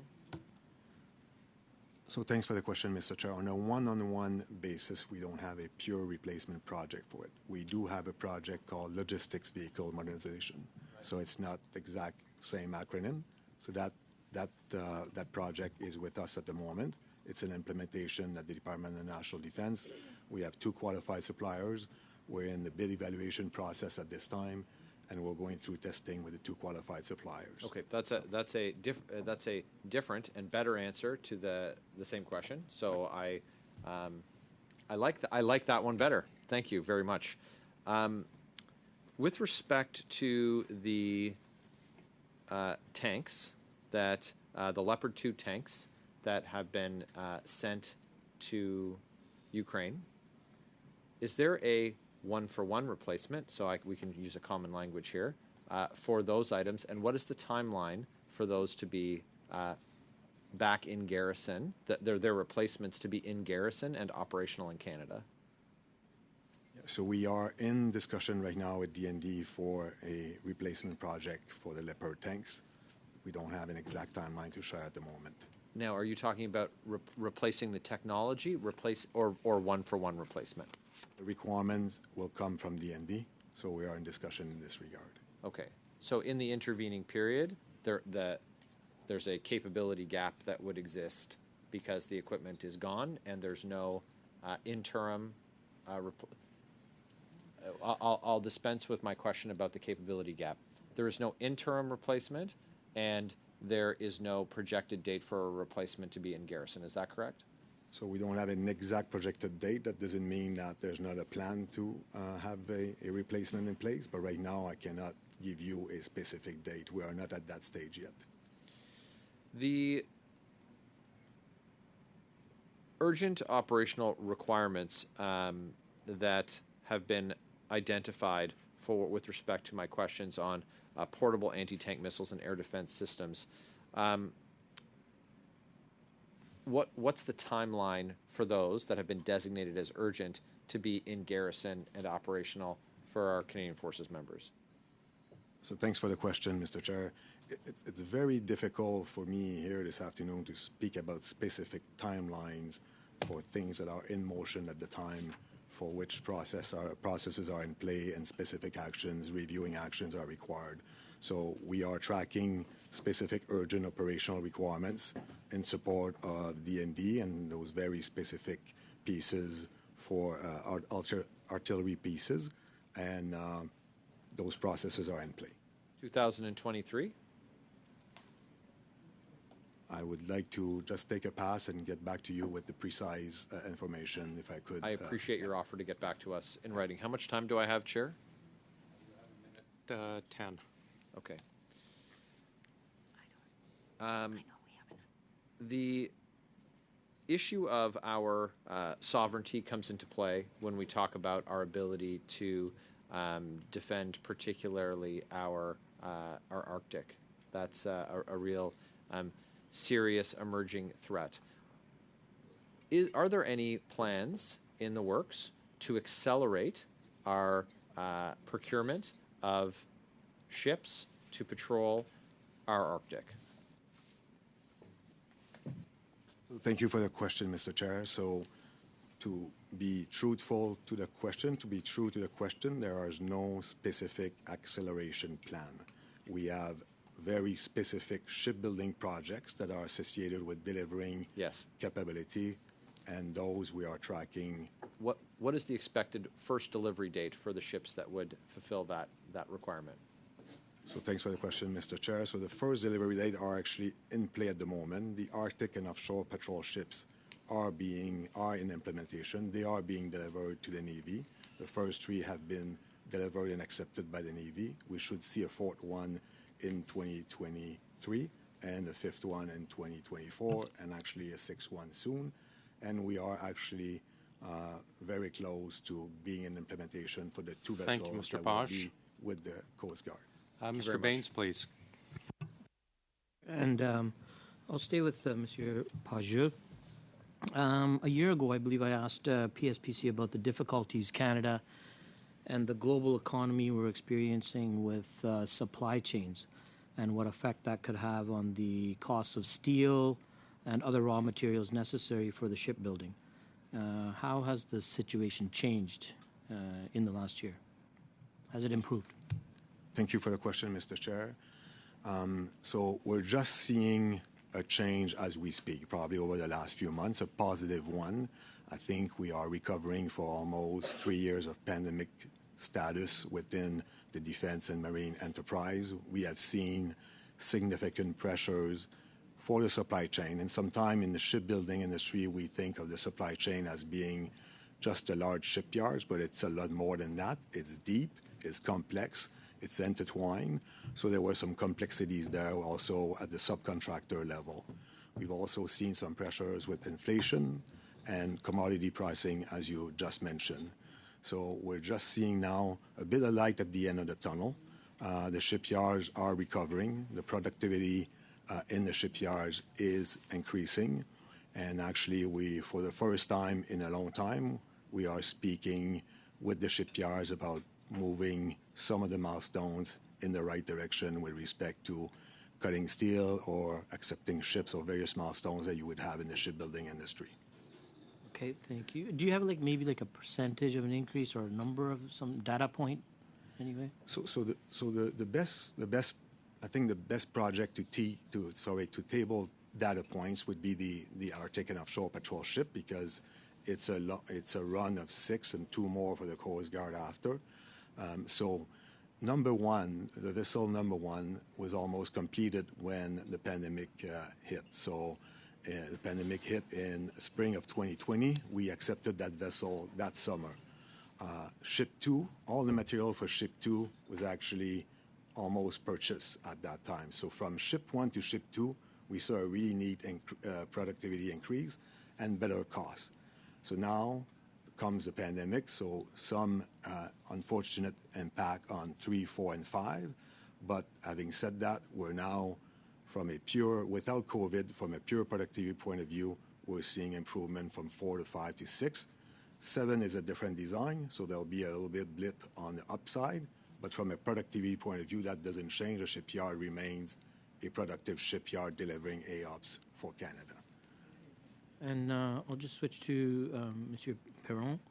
PSPC is requesting a $489,000 transfer from shared services related to reduced accommodation requirements as a result of data center consolidations. So to date, how many data centers have been identified for consolidation? Thank you very much. When Shared Service Canada was created back in 2012, we had 720 data center. Since we have closed 332, 69 should be closed by the end of this fiscal year. So next week we should be around 400 close, leaving 263. And the trajectory is to consolidate workloads that used to be in these legacy data center into 4 enterprise data center that provide better reliability, better cost of energy, better stability, and move some also of the workload into the cloud, which is the other option for hosting these important applications. So we are making progress on legacy. And this is being done with the client department that run application into these data center, because it's not only to do a lift and shift. We are trying to do this at the same time as the client department modernize the application that serve Canadian. Okay. And when does the government expect to have migrated all the identified data? Yeah, thank you, Mr. Chair, for the question. It's a difficult one because we need to, I said, we need to modernize at the same time, and I'm not totally in control of that. We have to do this with the partner department. It depends of the agenda. We need to do this with maintaining the service at the same time. So I cannot give you a firm date. Will we need more data centers? No, we will have less going forward because the way to provide reliability, to manage cost and optimize is to reduce the footprint and eliminate a number of these small sites. Right now, if you were to look at the stats, reliability in the Government of Canada infrastructure is much better because we have made progress in modernizing the infrastructure. There's less interruption. Thank you, Mr. Perron. Thank you. Ms. Cusi for 5, please. Thank you, Chair. Returning to my initial question, as well as following up on the questions of my colleague, Mr. Barrett, in your opinions, do you believe that we can meet our military and defense obligations with our current procurement processes? Whoever would like to take that, perhaps Ms. Reza? Start and then I will. Sure, certainly. So actually, it's an excellent question in the sense that we have had to really take a step back and look at it from a project management perspective. We've spoken here about the requirements, the timing. You made reference earlier to the U.S. investments and our own investments of $5 billion. So we really have to take a risk-based approach to what we can do to accelerate it and to reduce the complexity of the business requirements and streamline the various procurement negotiation steps that are there. And perhaps from there, Simon or Monsieur Page can give some examples. Yeah, thank you for the question, Mr. Chair. Maybe as a bit of context for this question, within the defense and marine portfolio right now, we're tracking approximately 150 plus projects at different level of complexity, all addressing client department needs. So when we receive a requirement, we always look at a procurement strategy that will fit the procurement, that will fit what's required. And we usually do that based on 4 different pillars. Those pillars are performance, so addressing the requirement, the value for money piece, which is pretty much with our department. And then we look at, could this procurement contribute to Canadian industry? So the ITB value proposition piece. And we have a 4th pillar of flexibility, which we like to discuss in case a capability needs to surge at a different moment or something like that. So the balancing of all of this usually gives way to a specific procurement strategy that can take place for a procurement. So for an asset, for a commodity that is, let's say, very specific, we can use a tool like an invitation to qualify to specific suppliers that will then, give us really a focused approach going forward. If it's a commodity that has a broader footprint, then what we do is we would go towards more the traditional route of a basic RFP and then getting your bid evaluation and all that process forward. So we try to match the right procurement strategy to the procurement so that we can deliver the asset in a most effective way. Given that, and thank you for that extensive overview, given that the number of the projects that you're involved in and the pillars that you've outlined, do you think there's any improvement that could be made in any area to perhaps make the processes more efficient? Thank you very much for the question. We're vying to try to answer it for you. We're really focusing on things like governance, like streamline the governance process, work with Treasury Board to streamline it. 450 is a lot of projects. Just queuing them up and looking at the procurement strategies, understanding where we can make best use of some of the national security exceptions, working with our partners, triaging it, also working with industry. One of the things in Subsea was this issue of the controlled goods. That program allows Canadian industry to have access to the U.S. defense market. So making sure that process is working well. All these things they're like areas on the continuum to be able to do it better, faster, and in a more agile focus. Monsieur Page? Yeah, thank you for the question, Mr. Chair. Some very good points articulated by Madame Reza. Maybe on top of that, a couple more. We want to treat the requirements in a smart way. One thing that we're really focusing on now is maybe changing the paradigm of how we're delivering equipment to instead of delivering something that would be spectacular at the beginning, maybe we take a step back, we deliver a good, viable capability from the start, and then we invest in this capability in the long run. We do that through a different contracting mechanism. We assess at the moment, this is an initiative. So to your basic question, there's always room for improvement, and defense procurement is no exception.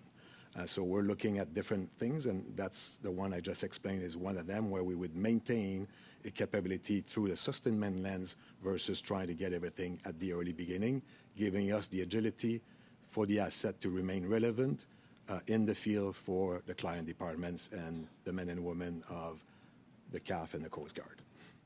Thank you very much. Ms. Thompson. Thank you, Mr. Chair, and Madame Reza, if I could start with you.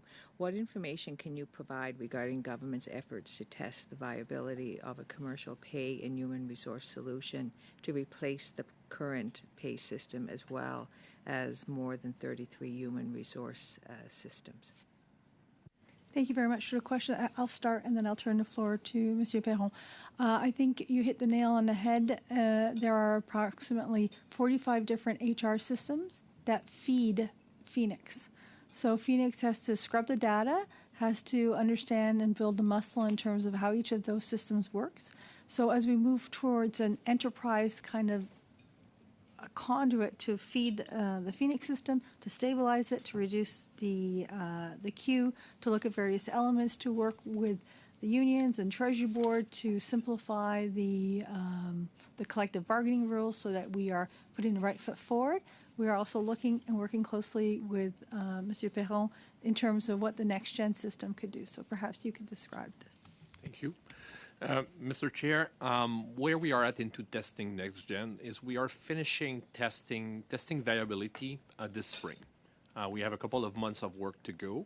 We are doing this with 4 pilot departments into simulation. We are doing this with Indigenous Service Canada, Crown Indigenous Relationship, Department of Fishery and Ocean, Canada Economic Development Agency of Quebec, and Heritage Canada. We are using their complexity and processing it through one of the vendors that was pre-qualified on next-gen to see if we can use a commercial solution, a commercial-grade solution to process pay for the federal government. Learning out of that is viability, risk of error, but also the change that we will have to do within the way we operate pay and HR in the government to be able to adopt such a solution. Millions of people are paid by these solutions in the world. We have to learn what is the gap, not the gap in the capacity of these solutions to pay, the gap in the capacity of the internal operation of government and our pay rules to be able to be processed into such a tool. The idea is to avoid having to own, design, and build a tool that is customized to the need, rather trying to migrate to an environment where we can leverage these tools that are performing really well in the market. We should be in a position to conclude the testing validation this year and bring a recommendation about the condition, the change, how we manage risk, how we manage the transition, what would be the imperative to minimize risk of such a transition. So we are getting there. Thank you. And actually, if I could swing back to a question that I asked the minister, and we'd run out of time, and it's back to the supplier diversity program and what your department is doing to really build support for Indigenous companies so that they can be successful in the contract process. Thank you very much for the question, Mr. Chair. We are doubling down in terms of both of our supplier diversity and our Indigenous procurement approaches through the Procurement Assistance Canada program, which is a program that we run at PSPC with 6 regional offices and open to every SME across Canada. We're providing, I'm going to call it concierge services, how to bid, how to compete, how to sign up and find out what notifications exist. Coaching services, so if you're interested in a bid. So these services are very niche services. They're open to any Canadian SME across Canada, and I'm really hoping that in your own writings that you'll send businesses our way. We're here. We're trying to increase bidder diversity. It's a very important element of it. And the money that we have put aside in the Sub-C was a transfer over to the Indigenous Services Canada Department so that it can help build the capacity in those First Nation communities and in those First Nation organizations to be able to compete either as a prime or a sub or do some apprenticeship. So we're doing a lot of capacity building and trying to get the word out and looking at how we actually bundle procurements. So the supplier diversity efforts are along these lines. Also working with Stats Canada data where we can see in certain statistical data sets that there already exists a lot of capacity and expertise that we're trying to tap into by tailoring the RFP documentation to encourage them to compete. Thank you. And if I could just switch now to student loan write-offs, and I know this is something that In about 10 seconds. Okay. Basically, if you can just very quickly, how is that going? Are you seeing a significant uptake? I think we'll. Okay. Maybe you can get back to us. Ms. Spinola for 2.5 minutes, please. Merci. Thank you very much. My question is for Mr. Page, Assistant Deputy Minister, Defence and Marine Procurement. I'd like to get back to the Davy contract. I'm not going to let go of this. Now, I understand that things are going well, there's progress, but if you can't give us a specific date for a signature, could you at least give us a timeline? Thank you for the question. Unfortunately, we can't really put our finger on a specific date right now. I believe my minister was pretty clear in what she said about being right in the middle of the process right now, and we don't have details that we can add. But we really are at the last stages right now.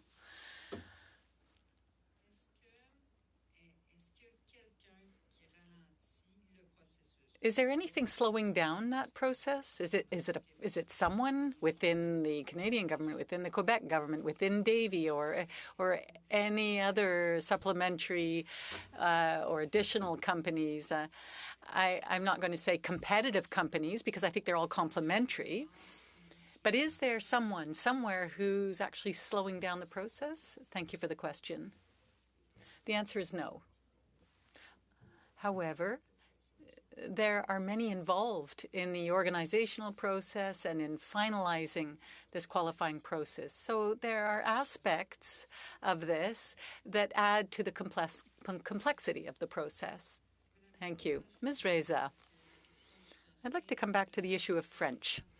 And I'm going to give you a few moments to answer to the two questions I asked earlier. That is the government aware of the fact that when they require English in deliverables, the Francophone companies are being put at a disadvantage because the cost becomes much higher to apply? And second, why in contracts like this one does the Official Languages Act not apply? Thank you for the question. On your first point,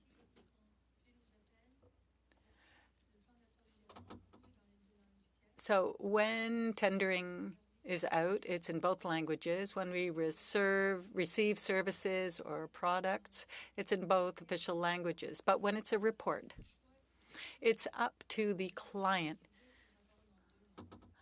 to provide that in both languages or in one language. And the Official Languages Act is not something I'm aware of all the details of. However, we always look at the big picture, including employees, and that's in both languages. I tried to finish the other day when we had Minister Anand here, and I asked her if McKinsey, or I guess any the big outsourcing consulting companies, had made any recommendations regarding the number of federal public servants versus the number of, contract employees. If they made any recommendations around that, and maybe if they did make any recommendations regarding did they make any around roles and responsibilities of either personnel category? Can you share with us? Thank you very much for the question. I will respond both to the common service provider in terms of the contract administration. So I have not seen that come anywhere, any type of consultation or any type of recommendation. None of the $800 million on professional consultants and external consultants in this supplementary estimates are going to be used for consultants to give any recommendations around staffing? I cannot tell you that detail. I'm telling you my knowledge and my knowledge within from being the client department for the McKinsey contract and the pay. Okay. That has not been one of the sets of recommendations. Outside of McKinsey, is there any consulting companies giving you advice on human resources around staffing? Not that I know, but we can come back with a more formal answer. Okay, that would be great, because I guess my concern is there's a conflict of interest if, consultants are developing staffing plans and then their job is to create jobs for themselves. And I just really believe, and I want to make it clear, especially with you here, that letting consultants develop more and more of these work for themselves needs to stop. And I guess my question to you is, do you not believe in your really important role? And I want to thank you for the work that all of you do, especially through COVID. But do you believe that public service personnel with inside knowledge, the loyalty and service that you have, and we, again, really appreciate it, would be better suited in developing all staffing plans for departments? I can only speak to you the processes in terms of the integrated planning that every department does with their HR staffing, their financial levels. There's a whole series of complex processing, and I think that Wojo wanted to add to this. Just briefly, please. Thank you. So maybe what I'll say is from what I've seen from PSPC in our department as CFO and the things that I see across our desk, I've never seen anything that's come across that would suggest that to what D&D? Well, I can't comment about D&D, but I can comment about PSPC. And in the case of PSPC, when we do have consultants, they're there for very specific expertise. But in terms of staffing and suggesting that we staff certain roles through consultants, that's not been something that I've seen in my role as CFO. Thank you very much. Witnesses, before we dismiss you, there were a lot of questions put forward and a lot of promises to get back, either in writing, reports, or other forms to the committee rather than force us to chase you down. I hope that you will maybe take a look at the blues afterwards and get back to us on all these items. Thank you for joining us today. Appreciate it. Colleagues, just very quickly, put aside a few minutes for committee business. Just quickly, Monday I am away. We'll be attending the funeral for our lost officers in Edmonton, so Mr. Jouari will be filling in. We have 1 hour, that's just one witness, so I expect 1 hour at the very most. For McKinsey, we've got the person from the library coming in to advise us on legislative procedure. Let me finish and I'll get you, Ms. Block. Legislative procedure, which we move back. And then we're also going to get into the, hopefully finalizing the Governor General travel study. We've done all the line by line. We just have to go through the recommendations. I understand a few people have been talking, so I hope you have got to pare them down or got rid of some of the duplicate ones. Next Wednesday, we've discussed a lot over GC strategies and also the McKinsey of the documents, what we're going to how we're going to treat them, what's going to be public, what's going to be non-public. It's all rather complicated. Our clerk has graciously decided to do a bit of deep dive into some of the procedures that we have to follow with the documents. She will be briefing us next Wednesday.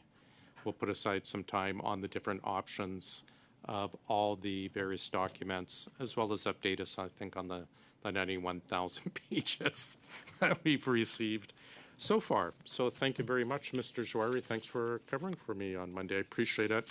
And thanks for this needed research on how we have to handle these documents. Ms. Block. Yes, that's probably a great segue into a motion that I would like to introduce for this committee to consider, and I'll read it for you. I think I have it in French, and I'll give you both the English and French version. And that would be that the analyst and the clerk be directed to prepare a brief report to the House outlining the material facts regarding the status of the documents ordered by the committee, in particular, the degree of redactions, in relation to its study on federal government consulting contracts awarded to McKinsey and Company, and that the draft report be considered by the committee in public. And I'm just going to give this copy to you. Great. I assume this is in response to the various issues that we've received or we've encountered with redacted documents sent to us without, or I guess in violation, for lack of better words, to the OGGO motion and order? Yes. Okay. Thanks. Thank you, Mr. Chair. I believe this report would outline the facts in regards to the documents we've received as a result of the reproduction order, and that once we've heard the facts, the committee would then decide our next steps and perhaps provide some direction to you, given the level of frustration that many of us have felt in regards to receiving documents that are redacted. I would submit that the committee's decision to request these documents was made in public, and the committee's ongoing frustration over the redactions has been very public, and therefore that is why at the end of the motion we included that the discussion and the next steps should be in public as well. Sorry, someone have an issue? You're comfortable with this? And does this include updating us on who's done what or who's provided what? We understand. Yeah, okay. Did Mr. Housefather? Thank you, Mr. Chair. I think I'm going to have amendments to propose, but I first want to better understand the framework here. The analyst and the clerk be directed to prepare a brief report to the House. Why would we be preparing a report to the House?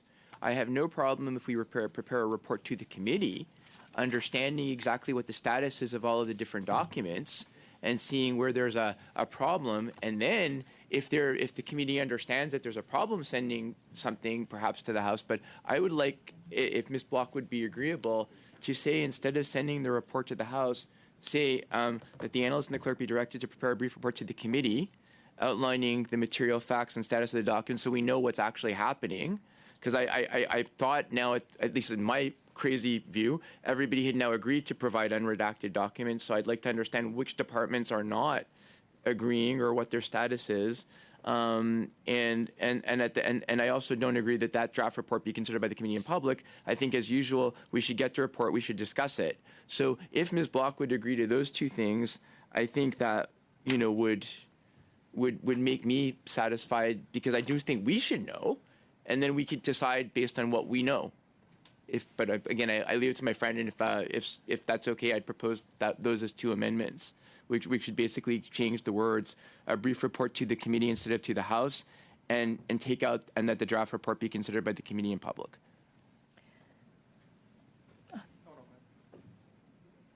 That's okay. You can make your intervention, and then I can answer afterwards. I mean, if you could narrow down your question briefly, I think the clerk can walk us through. So I didn't think it was a question. It's more for Ms. Block, if she would agree to those being friendly. But just so Amy could hear me, because maybe I wasn't speaking clearly enough. What I had proposed was to, in line number 1, instead of say a brief report to the House, a brief report to the committee. So replace the word House with committee, and then delete the words after company in line 4. Because as usual, I think that report should be considered by the committee in private first. And those would be the two things that I would propose, because I think that might make a consensus and make it palatable to everybody.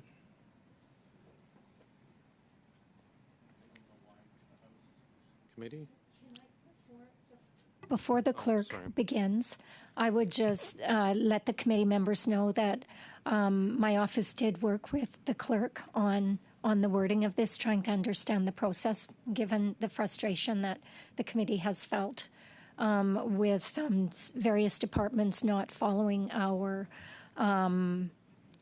directive to provide us with unredacted documents. So I'll now turn it over to the clerk to provide us with her answer. Okay. Is that okay? Yeah, please.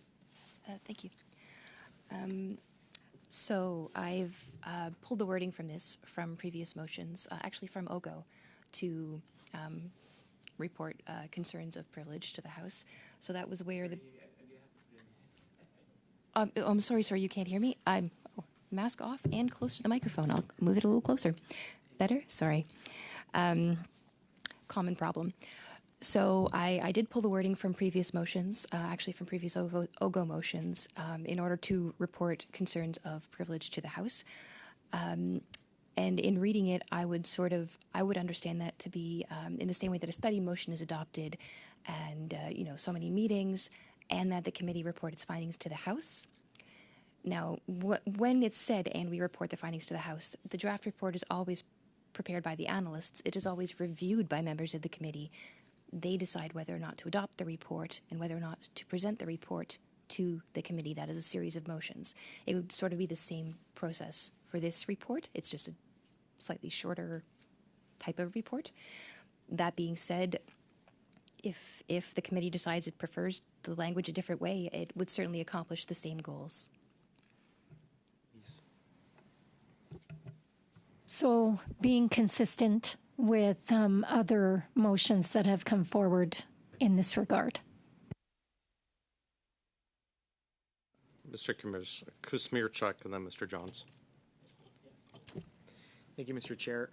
I just wanted to ask Ms. Block if she can explain the part that says outlining the material facts regarding the status of the documents, and then also the degree of redactions. I'm just trying to make sure that the clerk has proper instructions. What does that mean, outlining the material facts regarding the status of the documents? Well, I think it would and be... And also the degree of redaction. Excuse me, what are we asking the clerk to provide? The material facts, the facts that matter in regards to the issue at hand. That would be my understanding, that all that is being presented are facts, not opinion or any other narrative, just presenting us with the facts as they've unfolded in terms of what the committee has asked for, what we have received, and in particular the degree of the redactions. And I think that's pretty self-explanatory. If we've asked for unredacted documents, completely unredacted, and they've been redacted by 50% or 25%, or I would think that would be what the degree of redactions would be referring to.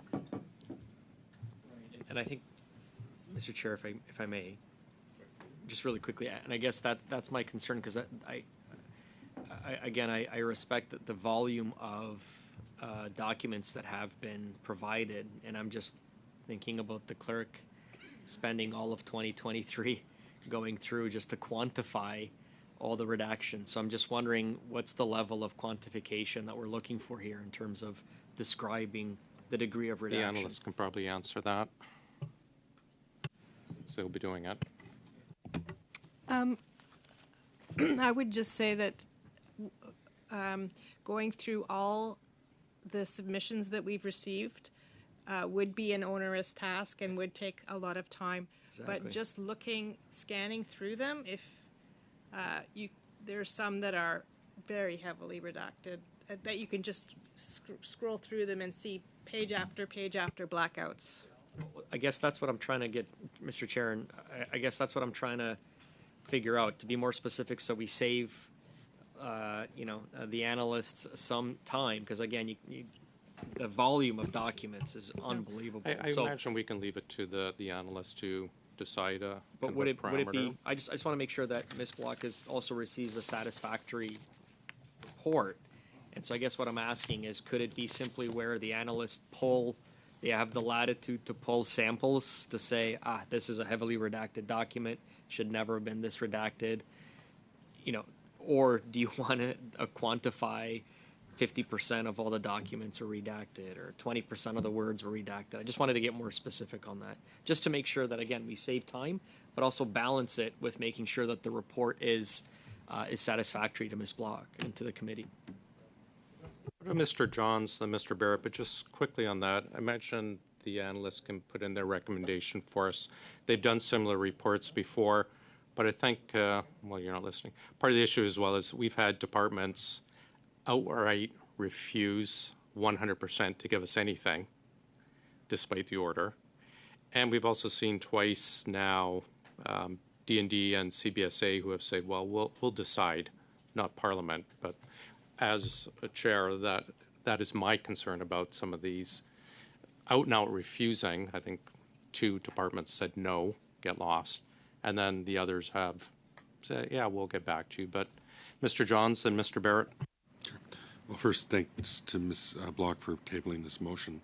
The only part that we've got concerns around is, again, after McKinsey and Company, that the draft report be considered by the committee in public. Now, I did also seek some advice on this, and the feedback I got is that doing drafting in public is actually not normal and could set a bad precedent for the future. And what they highlighted in the recommendations I got, that the drafting the report in public can add unnecessary political theater to the study that has permeated some of our meetings already.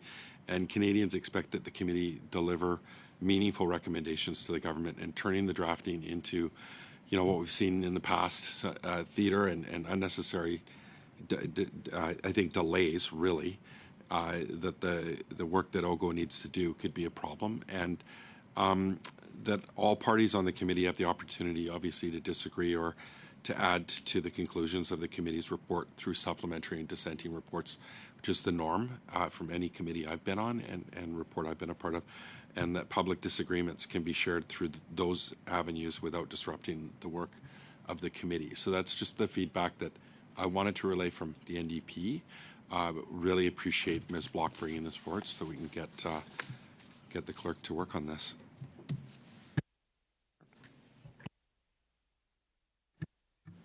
So I appreciate Mr. Kusmarchek's comments about the amount of work that could be generated from the task of quantifying the number of redactions.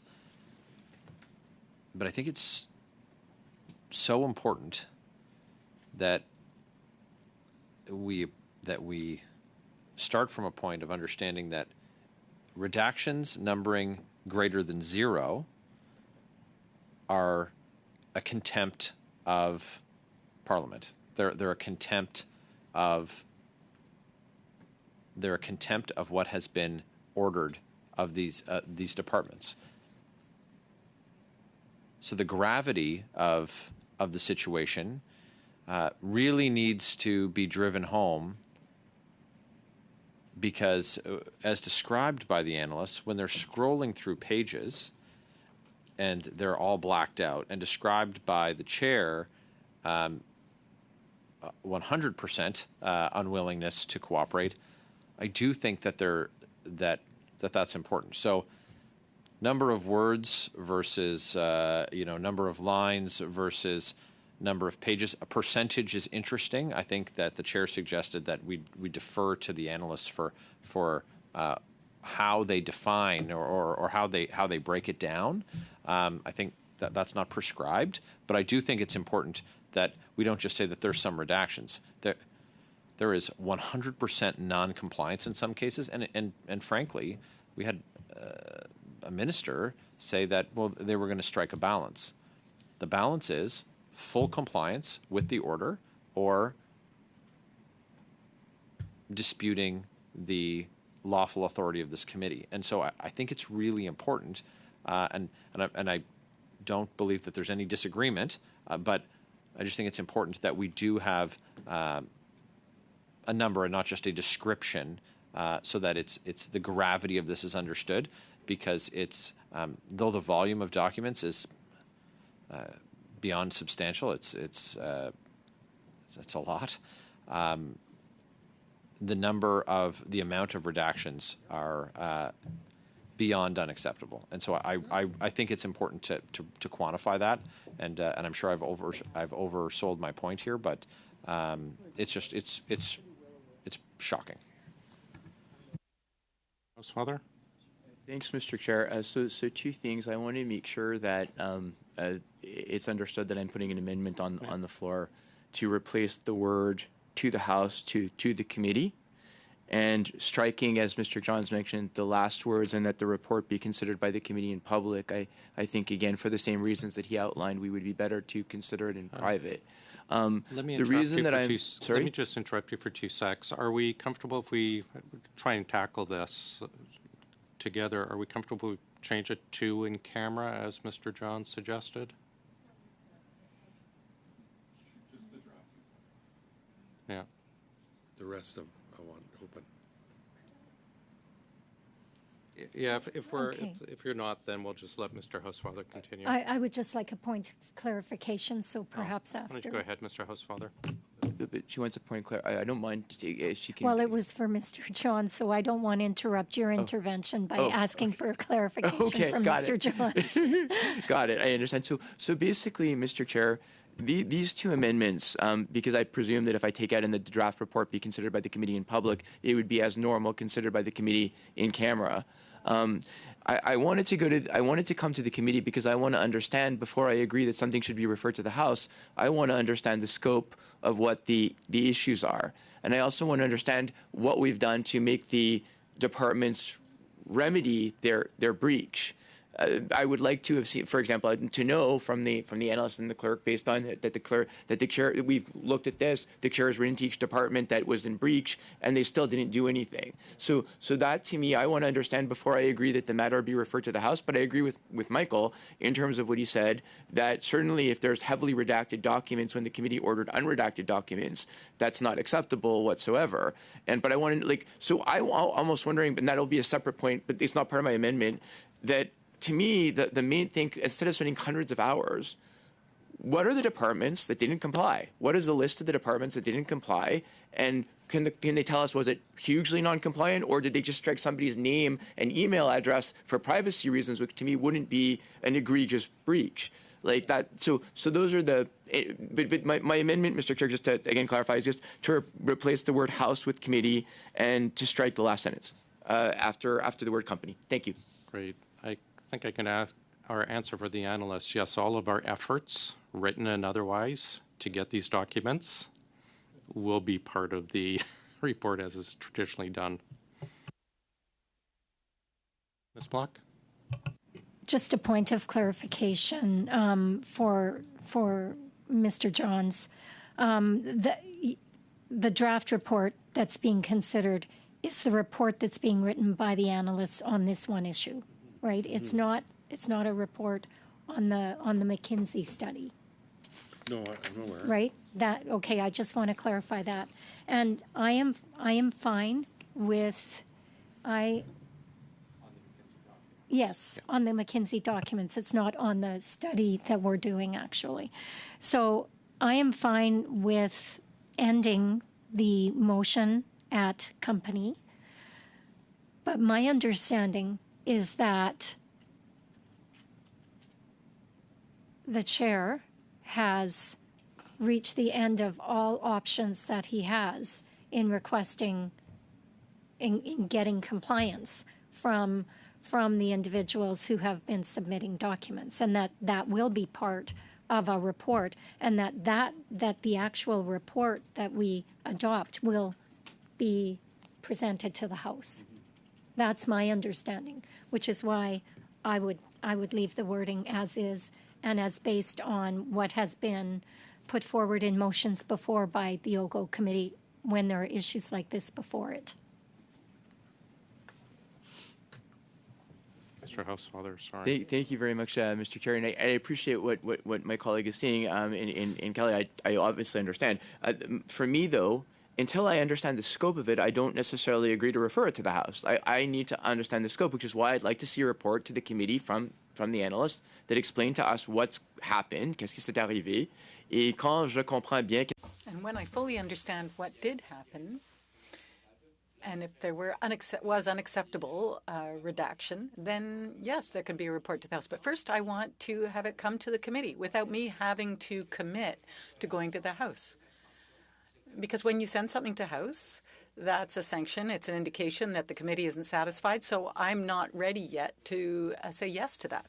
To the others, can I just quickly, just one thing, the amount of effort that our clerk has put in, the amount of my time is trying to put this, is significant, and I am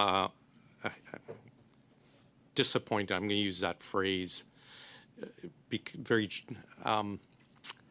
because I don't want to use expletives in my the problems we've had with these departments and the arrogance of saying that, no, they decide, not Parliament. That being said, chatting with the clerk, whether it says House or report, it's still, the committee still has to decide to declare that it will be reported to the House. By a vote, a separate vote would determine that. And it would be in the other way as well, would it not? Yeah. So the clerk is saying would have to approve the report anyways. I've gone through the documents. It's pretty straightforward. Like the departments I've just said, no, get lost. We don't believe in Parliament, basically. We don't believe in the supremacy of Parliament. There's that. There's the other ones where they've redacted minorly, but it's almost beside the point. Our motion said unredacted. We've been very clear and very good with them that we will not we won't make the items public. We've stated we'll chat with them. We've offered to look at their suggested redactions before anything is done.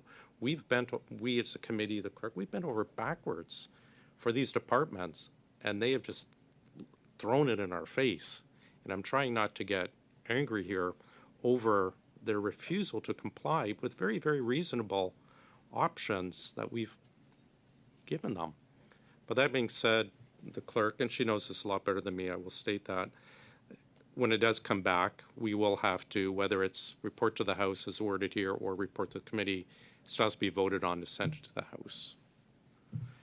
Amy, if you want to explain it a bit more, I'm fine. I don't honestly think there's much that I could add to that. Either way, we would be bringing you as members of the committee the report, whether it says we report to the committee or we report to the House. Ultimately, you as a committee would decide if that draft report is then reported to the House. So whichever wording you prefer is your choice. But we are at a standstill with these departments who have, I will get to you. It's Mr. Kuzmierczuk, then Ms. Vinola, then Ms. Johns. We're at a standstill to get them to comply with the order. I will not say anything.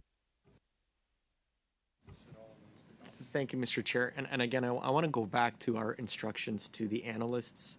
I just want to make sure we're clear that they understand what our expectations are in terms of what information we're going to ask them to deliver. So could we maybe hear from the analysts to give an example of how they might approach this task of reporting back for us the quantity and the scale of the redactions? If you can just give us an idea, because again, as I understand it, there's thousands of pages. And so I just want to make sure that we get the information that we can act on, but we're not overburdening our analysts on this. So can we maybe get a sense of how you might approach this, not to put you on the spot? So if you're able to respond quickly. I mean, this is important, Chair. I think this is... I know, but then let's let them get to it. I think our strategy with the way that the motion is currently worded would be to provide an overview of all of the documents provided to date, as well as at least a number of the departments that have submitted redactions or redacted documents. Depending on the time frame that the committee has in mind as well could be a factor, and so depending on how much detail the committee would like from us, we would be able to modify what we produce for you based on that. What level of specificity do we require? Sorry, pardon me. What level of specificity do we require? Like, what level of quantification do we require? Sorry, Mr. Kuzmierczuk, we've had a response, and Mrs. Vinola has been very patient with me so far. Sure. We'll get back to It's you a if you wish. legitimate question, I think. Je comprends tout à I understand perfectly well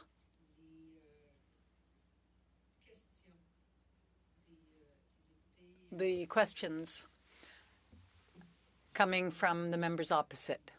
I started looking at the documents. Now, with some, it's fine. They are redacted, but it's only personal details that are redacted. For example, names, phone numbers. That's normal. We're fine with that. However, there are many, many documents. And I'm not even going to go down the path of the differences between the documents in English and French, because there are some that could be considered as redacted because they're illegible in French. It's terrible. It's terrible, automatic translation. But then there are others that are completely white or actually black. There may be 500 pages and 194 that have been redacted, and that's unacceptable. Because unless there are 495 pages, including personal details, emails, and phone numbers, then it doesn't make sense. And it's possible to look at the chronology of this. We asked for something by a certain time. We actually watered down our request. We received letters saying that we would never get it. We received other letters. So this is pretty simple, in my view. Or else I'm the one who's misguided. But regardless, at the end of the line, we're the ones who decide if we're going to take it to the House. So we have to decide as parliamentarians what we're doing. We represent thousands of people. So on behalf of those people, we're asking for information to get answers to questions. And that request is being turned down. Or that information has been given to us in a useless form. The best we could do with this information that I'm putting in quotation marks that we were given is to give it to a child to turn into origami shapes. That's the only way we could make use of it, because, completely white papers are fine for that. So this is simple. There was a timeline. It didn't work. We don't understand why they're not giving us documents, why they don't trust us with this information. Why do they not trust us? We said that we would consider the documents confidentially. We're not, we're not clowns. We're not stupid. We all have good heads on our shoulders. Now, yes, we do have to be sure about what we want. If we said unredacted, well, we've been given nowhere near enough. So I think it's pretty clear what's happening. And if you look at a timeline, maybe it's just the history professor in me, but this is so simple. A timeline is not complicated. And we have all the paper trails to back that timeline up. Analysts have a simple suggestion. They can explain it, but basically you can get something to us next week if you want to explain quickly. And I think it's probably acceptable by everyone. So one option that we would propose to the committee is that we could have prepared by next Wednesday a more minimal list of at least just which departments have submitted redacted or unredacted information, as well as some more qualitative information about the type of redactions that they have made. But if you want something that would be more detailed than that, it would require a little bit more time, and we would probably need until the next meeting sometime in April to do that. Absolutely. Absolutely. Go ahead, Mr. Johns. That makes sense. That's just as a start. That makes sense. Ms. Block moved this motion. I'd like to actually give her a chance to respond. So I find it interesting that this motion calls for a brief report that simply asks for any material information. So, when I'm thinking about what we might expect from our analysts, I'm not thinking of a 10 or 15-page report. I'm thinking of something that outlines chronologically where we started, all of the requests, what we've received, that outlines to some degree why we're at the point where we're actually considering a report to go to the House.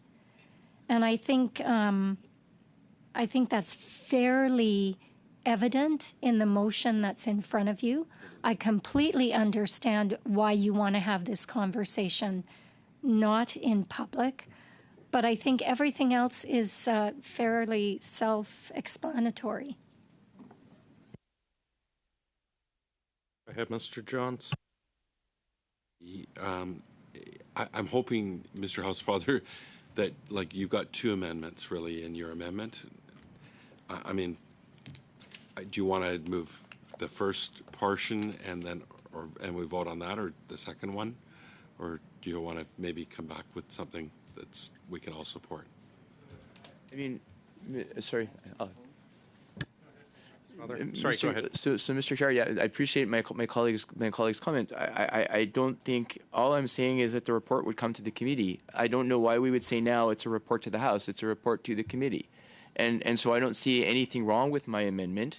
The committee, when we receive this report, can determine how we want to draft something to go to the House if the evidence is what we all think it might be. But I don't think that this is a report to the House. It's a report to the committee. Sorry? Yeah, but why am I writing a report to the House? Why don't we just say a brief report? Take out the words to the House. It's going to go to the House. But see, you're saying that it's going to go to the House. I'm not agreeing right now that it's going to go to the House. If we adopt it. But if we adopt it, then it will go to the House. Right. Right. Right. But now it says it will go to the House. It says it's a brief report It to the can't go House. to the House without us adopting it. Well, this is how I read it in plain English. So I cannot agree to the words "to the House" right now in the document. That's why I'm proposing it's to the committee, or strike the words "to the House." They'll prepare a brief report and it'll come to the committee. I said take care of the to the House thing.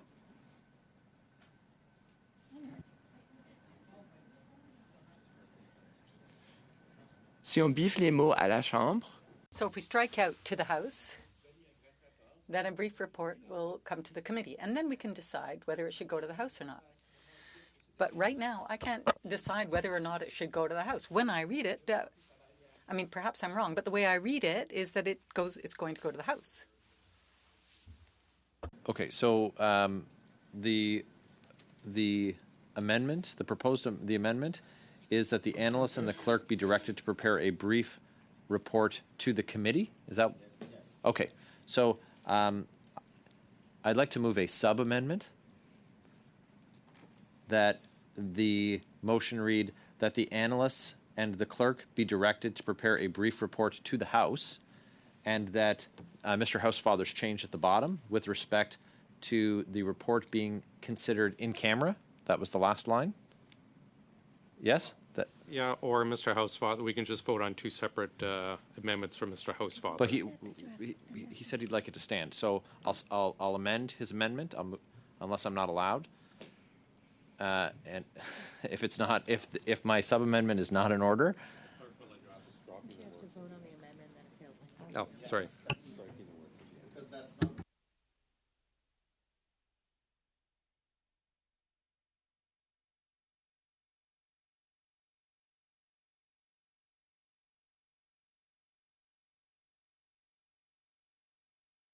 To deal with it in camera only, and we are fine with its wording because the clerk has said that there's precedent in the committee for it to be worded this way, that it is formulated as a report to the House, and that the committee, once we receive it, will then have to have a separate vote to send it to the House. So this does not trigger anything going to the House. Yeah. It is just prepared in that form.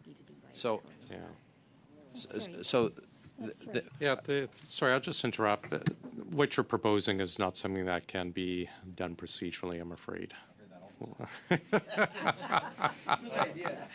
We can just looking for a path forward, because we have everyone seems very entrenched in their positions, and so it looks like there's a majority that will support. We could start with a vote on amendment, or we could separate to amendments to the in Perhaps try camera so another we can word. get that out of the way. Can I just try another word, Mr. Perhaps Mr. Barrett would be okay if we said a brief report to the committee, which the committee may determine to refer to the House.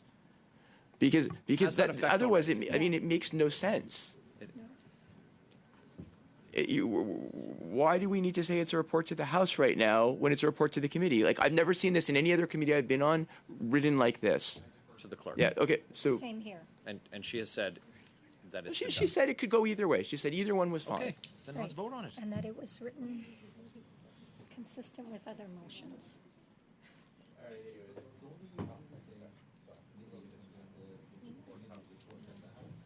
Colleagues, I'm going to just interrupt. I understand what everyone's saying. It's semantics. Again, I'm deferring to our more learned clerk, whether it says House or committee, it's the same thing. That it will come here, it'll be reported by, the analysts will do the report, it'll come to us, and then we approve or don't approve, the report. So it's...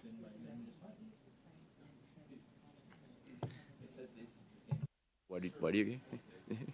Procedurally. Yep. Well, I have put it forward. Do you have the wording that you need?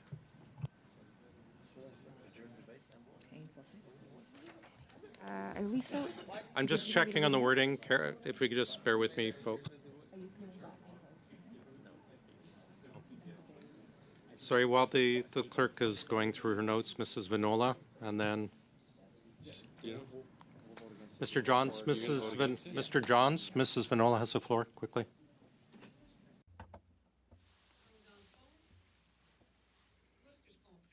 Here's what I understand from this.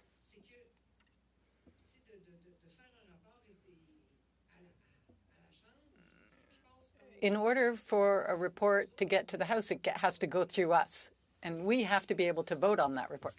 So even if it's written like this, and it's always been written like this when we were receiving reports,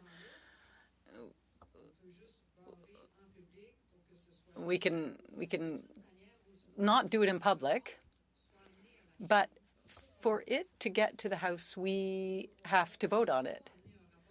We can't just bring a report to the House without the committee having voted on it.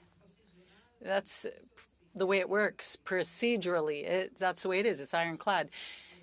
So I understand the sensitivity to this wording,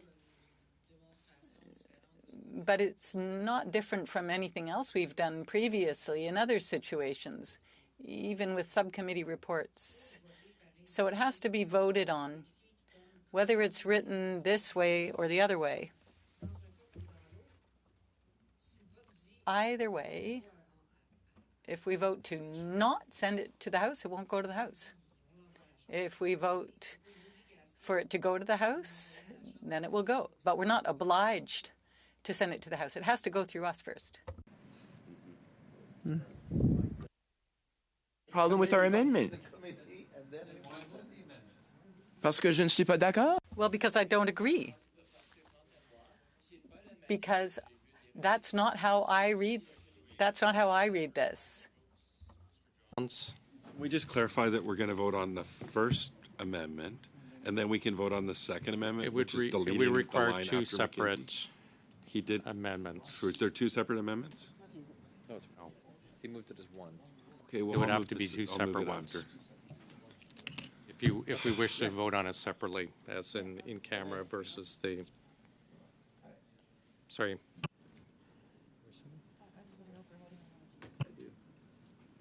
Are you going to move two?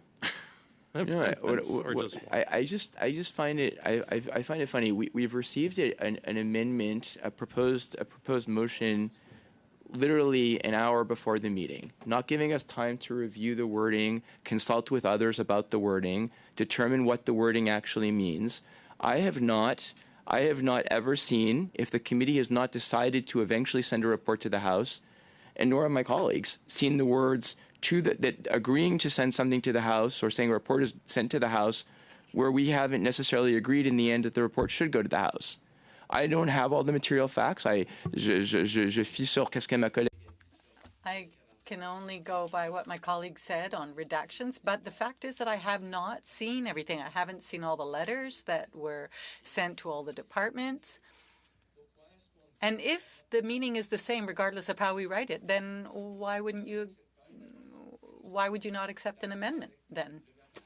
And we can all agree on the wording. Now, if you prefer to say that the committee have an opportunity to decide whether it goes to the House or not, that's fine too. Instead, but that's, you know.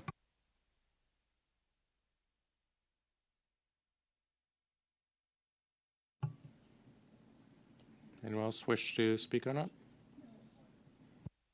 I think we're ready to Okay. vote.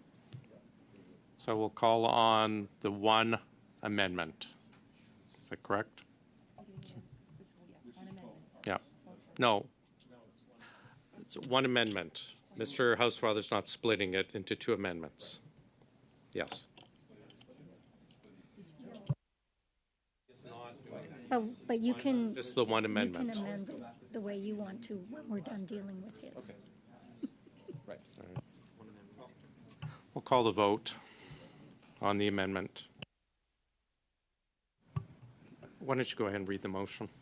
Okay, so the proposed amendment by Mr. Housefather would read that the analysts and the clerk be directed to prepare a brief report to the committee outlining the material facts regarding the status of the documents ordered by the committee, in particular, the degree of redactions in relation to its study on federal government consulting contracts awarded to McKinsey & Company. You okay with that? Okay, call the question. Call the question. Thank you, sir. Mr. Baines. I vote yes. Mr. Housefather. Yay. Mr. Jawari. Support. Mr. Kuzmirchik. Support. Ms. Thompson. Support. Thank you. Mr. Barrett. Nay. Ms. Block. Nay. Ms. Kuzi. Nay. Madame Vignola. I'll support. Je wish oui. Mr. Johns. No. Is 1, 2, 3, 4. Yes. Okay. Yeah, so it does pass. Colleagues, I will interject on this. If we do this and we end up with a decision by the majority, and I think I sense where everyone wants to go with this, we want the motion followed.